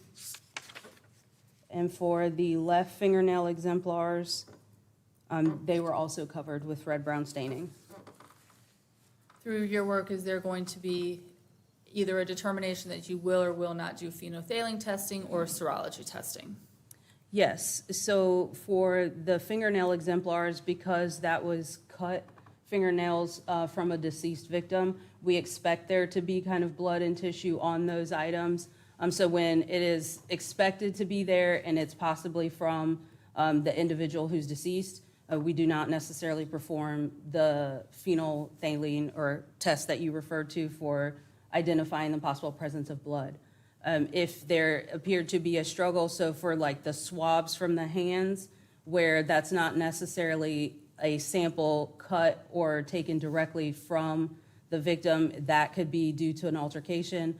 That is why those items, the swabs from the hands, were tested for the possibility of blood.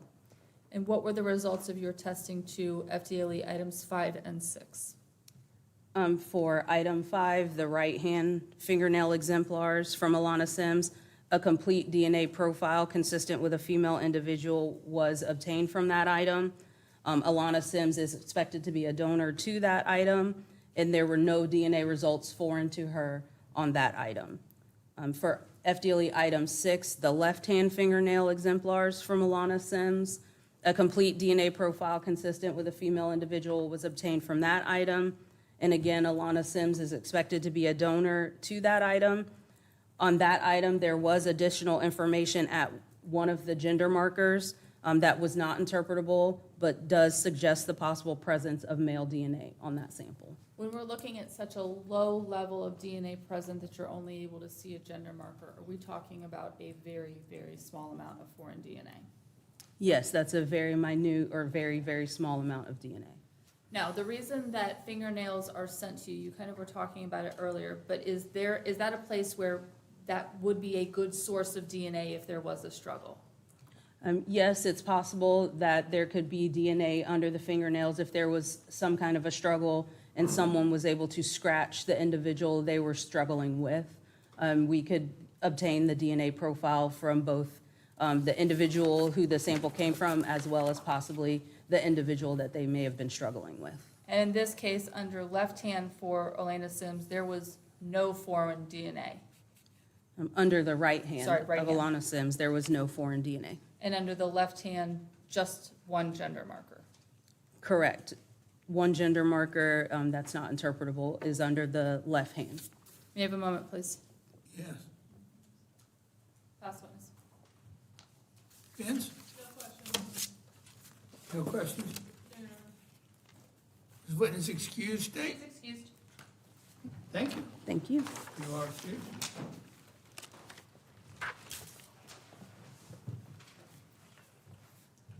May defense and I approach? You may.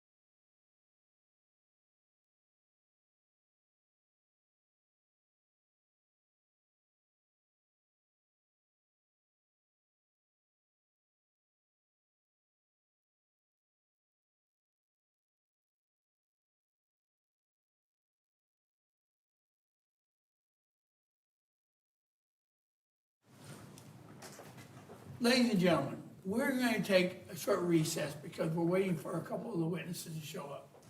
That's the bad news. The good news is that we believe that we're going to have, if we get back started right around 2 o'clock, we believe we're gonna have you out of here by just a couple minutes after 3 today, let you go home a little earlier, all right? You all okay with that? Another thing I always told you at the beginning of the trial, I try to keep you up to date of what the status is, all right? We believe that the state will be resting their case later in the afternoon on Monday, all right? So we're on a good schedule right now, all right?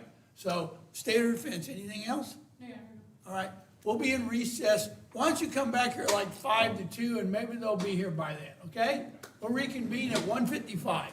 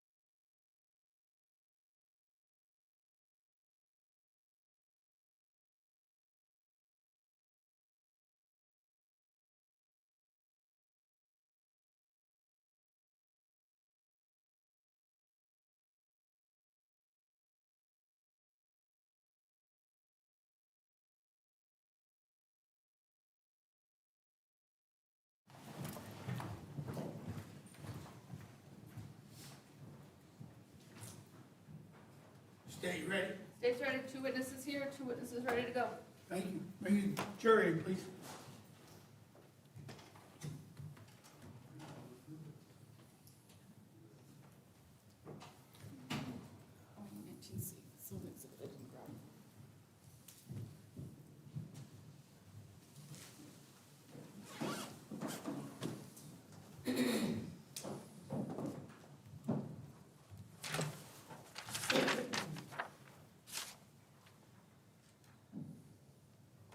Ms. Hodges, who's next? Adrian Flannery. Thank you. Go.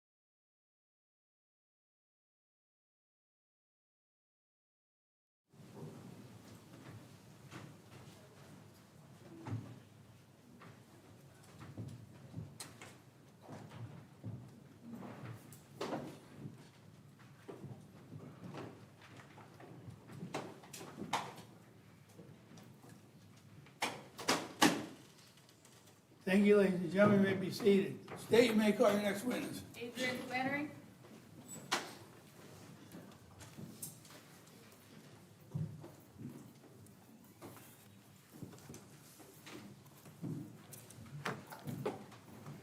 Good afternoon, Ms. Flannery. Will you raise your right hand, please? Come on up here and have a seat, please.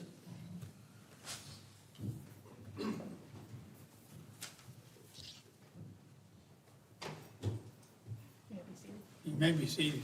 Will you state your name and occupation and spell your last name for the record, please? My name is Adrian Flannery. I am a latent print specialist at the Tampa Police Department, and my last name is spelled Flannery. Thank you. State? Thank you. Ms. Flannery, how long have you been doing fingerprint identification? I've been a latent print specialist for about 5 years now.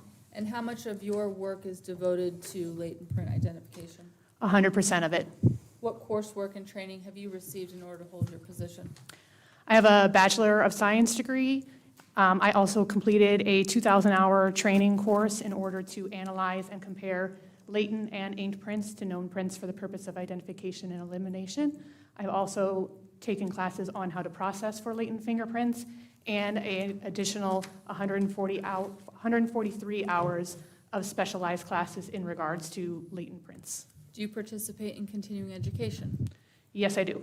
And how does that, is it yearly? Is there a minimum number of hours you have to participate in? There's not a minimum number. We do like to try to take one class a year, but that depends on our budget. We do stuff, online seminars. Sometimes there's free training that's offered. What type of equipment do you use for your area of work? I use magnifiers, which are like magnifying glass that we can see the latent prints better. I use ridge counters, a computer, pen, pencil. Are you also using photographs that you're able to enhance and digitally examine those? Yes, we don't do a bunch of enhancements to the photos though. Usually all we do is lighten or darken some of the ridges. Have you previously identified individuals by comparing fingerprints with their own known inked prints? Yes, I have. How many times? Tens of thousands. What is a latent fingerprint? A latent fingerprint is a recording of friction ridge detail, which is found on the fingers, the palms, and the soles of our feet. And that is usually unseen to the naked eye and usually requires some sort of processing, whether it be light, chemicals, powders, in order to be seen. What is a known fingerprint? It's a recording of friction ridge detail of a known individual, which can be done via live scan, which is electronic or in actual ink. How does a person leave a fingerprint or a palm print behind? On our friction ridge skin, we have either sweat or oil, or if we've touched something, we have residue on that, and that is how the latent print is left behind. Is it possible for someone to touch something and not leave a fingerprint behind? Yes, it's actually more common to not leave a latent print behind. It's a delicate piece of evidence. It's about 98% water. There are several factors that go into that. First would be the surface that the latent print is on. A smooth porous surface, kind of like what we have here. A smooth non-porous surface, like we have here, or a car, is the most conducive to latent prints. A porous, when I'm speaking of porous and non-porous, a non-porous surface is if you put a drop of water on the surface, it will stick on the surface, it will not be absorbed. A porous surface, like paper, if I put a drop of water on that, it will be absorbed into the paper. Also would be the how much of the matrix is on our hands. So some people's hands are sweaty, sometimes people wipe their hands, sometimes that leaves a less chance of leaving behind a latent print if you wipe your hands prior to touching something. Why are fingerprints used to identify individuals? There is two main reasons. First would be the what we call permanence or persistence, which is our fingerprints are formed in utero and are essentially the same from the time that we're born until death or decomposition or any medical issues or scarring. Next would be uniqueness.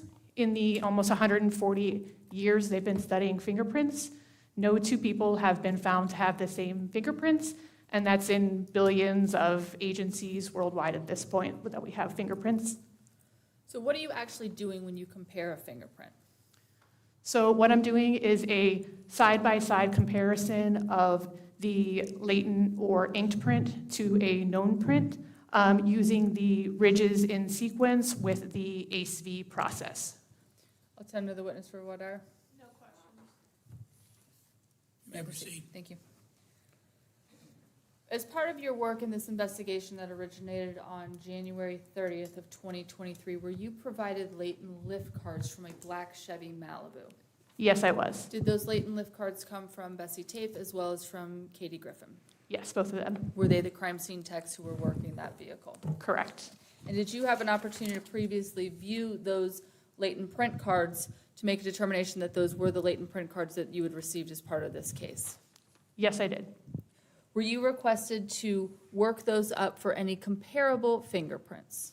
Yes, I looked at the cards, determined which ones were of comparison value, and then moved on to the next stage. Is it possible for a fingerprint to be lifted but not be of comparison value? Yes, it is. There happens plenty of times they lift prints and they could be smears, smudges instead of quality prints, partial prints, not enough bridges to do an accurate comparison.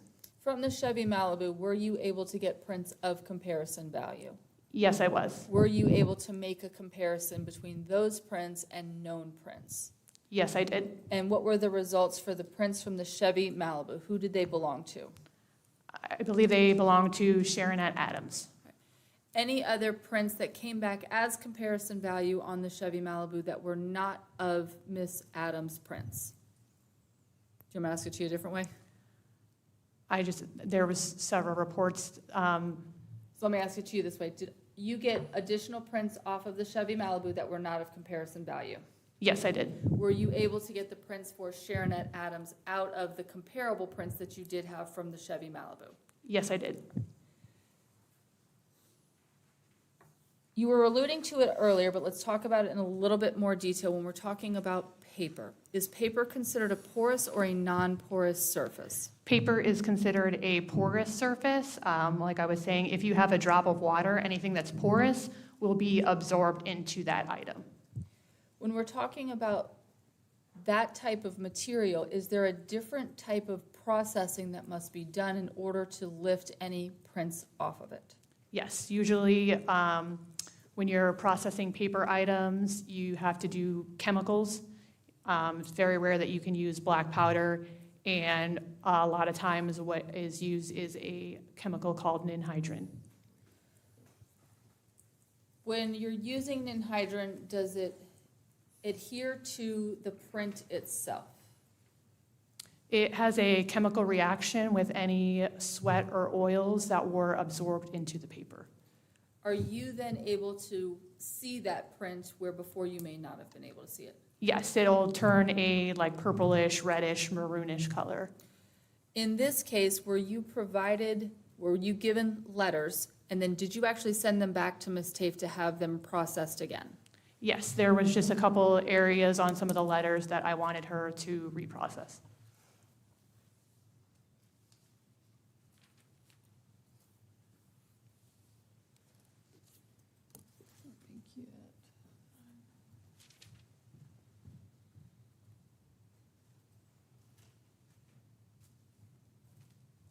I'm going to show you 18A through E. May I approach? Do you recognize State's Exhibit 18A through E? It's already in evidence. Yes, I do. And then let me show you 19C. Do you recognize that? Yes, I do. And is 19C an exhibit that you created? I did create this. It was a photograph or a scan that I've cropped and sized. At this time, I'm asked to move into evidence what's been pre-marked as 19C as 19C. Any objection? No, Your Honor. Was it? Okay. It's already been amended. Sorry about that. Already been introduced? It has, yep. All right. All right, so let's, Granted. thank you. Let's talk a little bit about the letters that you received. So at the time that 18A through E are given to you, do they have this pink tinge to them? Yes, they do. Is that because the processing with ninhydrin had already been completed before your work begins? Yes, that's true. When you sent those letters back, were you able to get a better view of those prints when Ms. Tafe reprocessed them? One of them was a little bit better, and one of them was significantly better than the first time, where I think that one wasn't even originally part of the ones that I had looked at. Were you then able to create 19C from the photographs Ms. Tafe took of 18A through E? Yes, I was.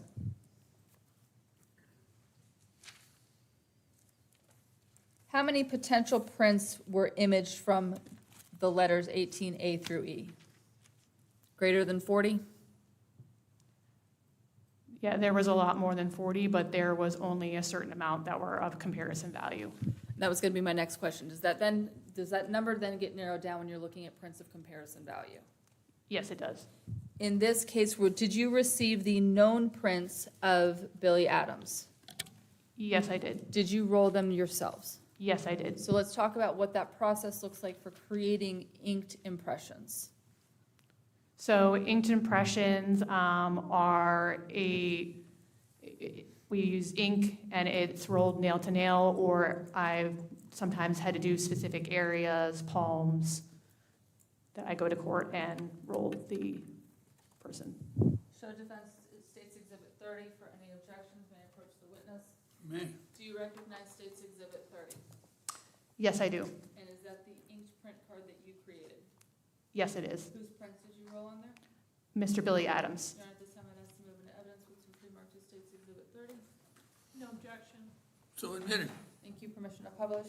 Granted. Do you see the individual whose prints you rolled onto State's Exhibit 30 in the courtroom? Yes, I do. Will you please point to and identify an article of clothing?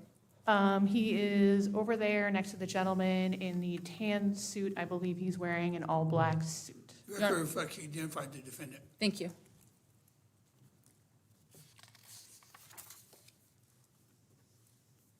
Did you also receive known prints of Brian Boggs? Yes, I did. And were you able to then take the prints that you received off of 18A through E and compare them to the known prints of Billy Adams, State's Exhibit 30, and the known prints of Brian Boggs? Yes, I did. And let's talk about your findings. Did you get prints for Brian Boggs off of these letters, 18A through E? Yes, I did. And did you also get a print off of one of these letters for Billy Adams? I did. And explain your findings there. Do you need to see these to see the print came from? one do you I want? don't remember exactly which page or, That's fine. You want me to give you this? sure. All right. 19C, is that the print that you were able to see when they were compared from the digital images that Ms. Tape sent? Yes. And is 19C the fingerprint that is associated with who? This is associated with Billy Adams. And which of his fingers created that print? This is the number 1 right thumb. Right-hand thumb? Yes, right-hand thumb. I'll come take that.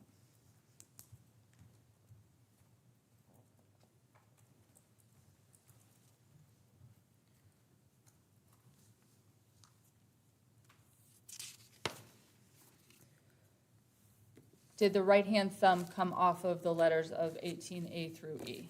Yes, that's one of the ones that is off of those letters. May I have a moment? You may.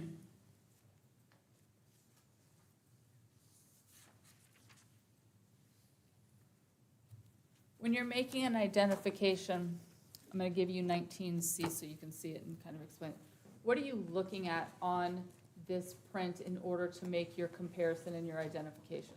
So I'm looking at the quality and the clarity of the ridges in sequence. So when we're looking at any kind of print, we're using the whole totality of the print and also the, what I would say, call minutia or ridge deviations that are within that print, comparing it from the latent to the known. By ridge deviations, I mean ending ridges, bifurcations, enclosures. Those are the unique characteristics that are associated with fingerprint identification. All right, no further questions, I'll pass the witness. Any questions, defense? No questions, Your Honor. This witness be excused, State? She's excused. No objection, defense? No objection. You're excused, thank you. State, you may call your next witness. Olawase Denton?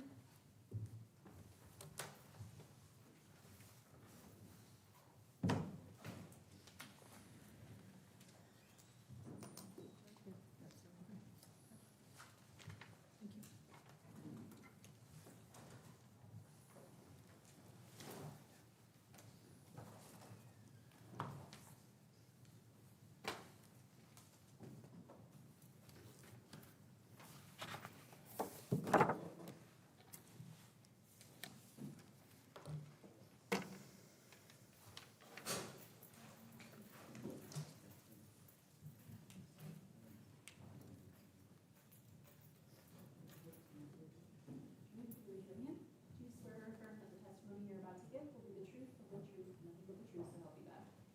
Thank you, sir. Then, you come over, have a seat, please.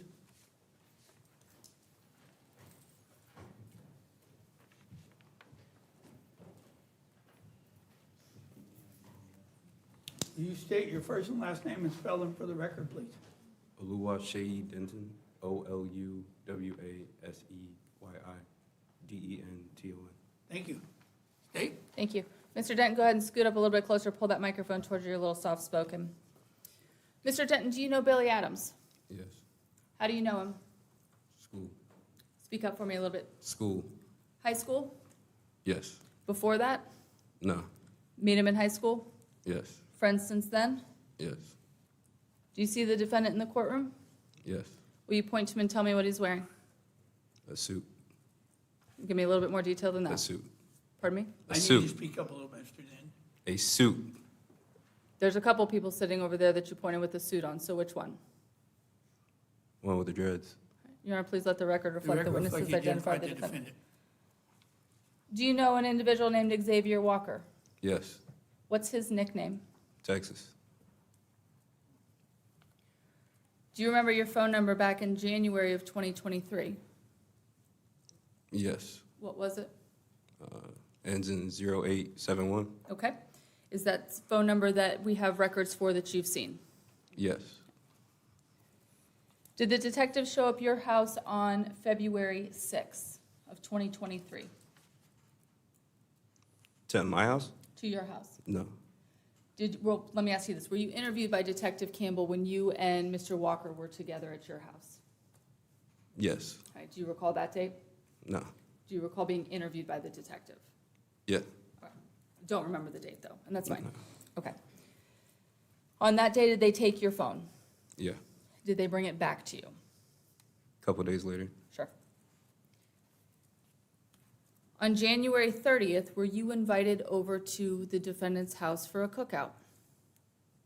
Cookout? Mm-hmm. No. Did you see the defendant on January 30th?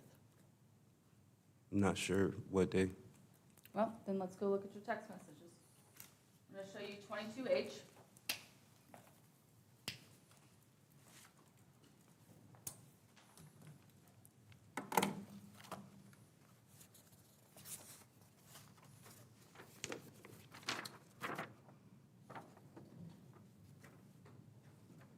Start with 22H right behind you. There's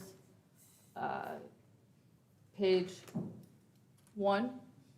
Yo, it's Shay, new number. Is that you? That's me texting? Is that you? Yep. Yeah. Okay.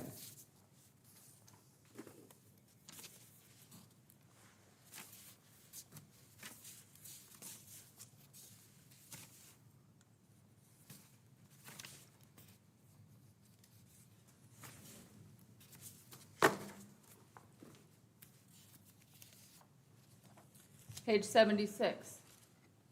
You see the text cookout soon? Do you see that text? Yes. Do you see that's on January 30th? I'll show you the date down here. Yeah, that's it. Okay. And then is that you saying that you've got a pack? Yeah. And that you're asking if it's at his house, doing cookout at your crib? Yeah. Do you recall that? Like going to the cookout? Do you recall getting those text messages? Yeah, I guess. Yes. Okay. Did you end up going to that cookout? No. Did you end up seeing the defendant on January 30th? No. Did you see him at all that evening, No. that night? No. Did you get text messages from the defendant on February 1st? Yes. 22H.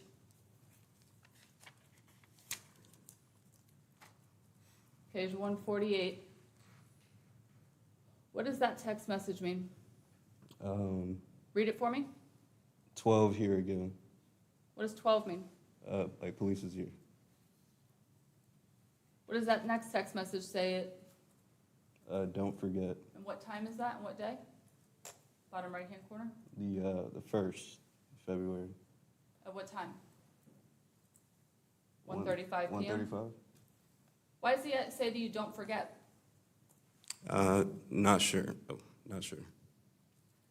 Did you guys talk about something before he sent the text message 12 here again? No. So is he telling you not to forget something else? Tell me not to forget something, but I don't know what. All right. The next text message on page 148. What does 7 to 8:20 mean? Like a time. Oh, he was saying like a time police might come talk to me. That's the time the police were gonna come talk to you? Yeah, I believe so. How do you know that? I believe so. From my memory. Do you know that from the text messages, or do you know that from talking to him about it? And the text. Okay. And then the next text, the last text message on page 148, what does that say? Police gonna call you soon. Read what it says and then explain it to me. 12 gonna call you soon. What does that mean? Police gonna call you soon.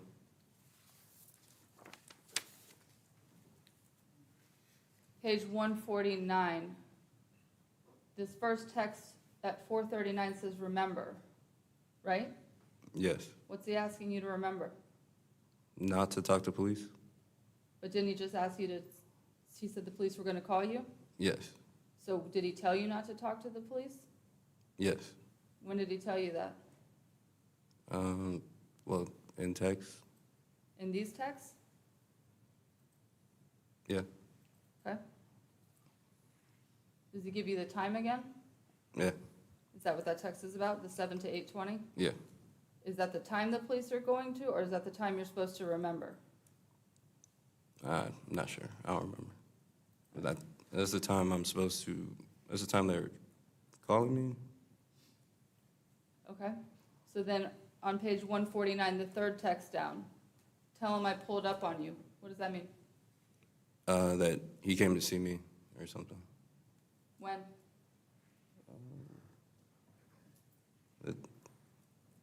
When? Yeah, when did he come see you? You never seen me? So is he telling you to tell the police that he came to see you? I believe so. All right, did you see him on the 30th? No. The last text on page 149, what does that say? That's it. What does that mean? That's it.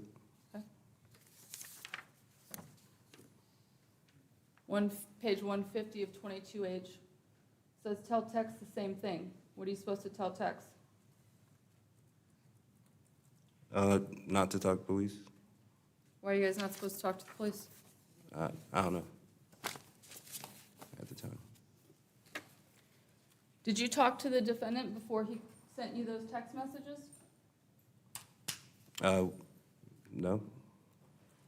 Never got a phone call from him on the No. 30th? I don't believe so. What are the last 4 letters of your name? Last 4 letters of Of my. your first name? Oh, SEYI. Is that what you kind of go by? Yeah.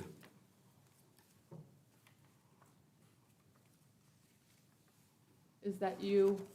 Is that your contact right there? Yeah. Top left-hand corner? What's the date next to it? The 30th. What time? 8:37 p.m. 8:37 p.m. Okay. And what, under direction, what does it say right there? Outgoing. So you don't remember getting a phone call from Mr. Adams at 8:37 PM on January 30th? No. But you never saw him that night? No. And you never talked to him about anything other than what was in those texts? Yeah, no. Pardon? No. Do you remember seeing him on February 1st? Yeah. Where'd you see him? Outside his house. Did you guys get in a car together? Yeah. Was Mr. Walker with you? Yeah. And did you become aware that the defendant had taken a video while you guys were in the car together? Not. Yeah. At the Yeah, time, did you know, or did you know it later? Yeah, I knew at the time. All right. Have you seen that video? No.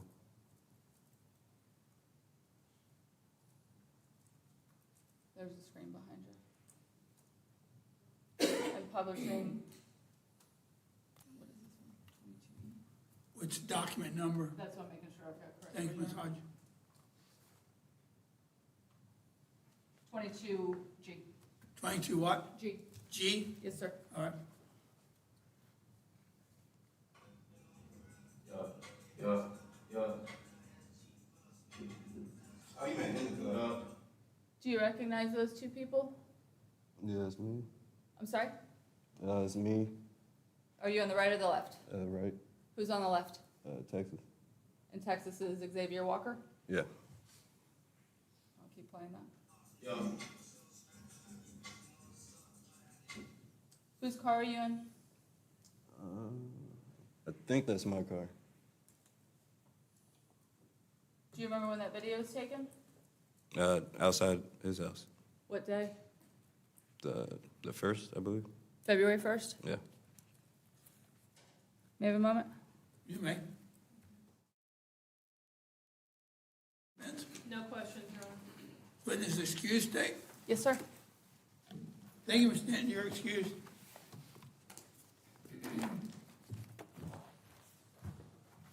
What's his date? All for today? Yes, sir. Anything else, defense? No, Your Honor. All right. Ladies and gentlemen, we will be in recess till 8:30 Monday morning. Don't discuss it. Let me caution you again, do not read anything, not listen to anything, don't anybody say anything about the case, all right?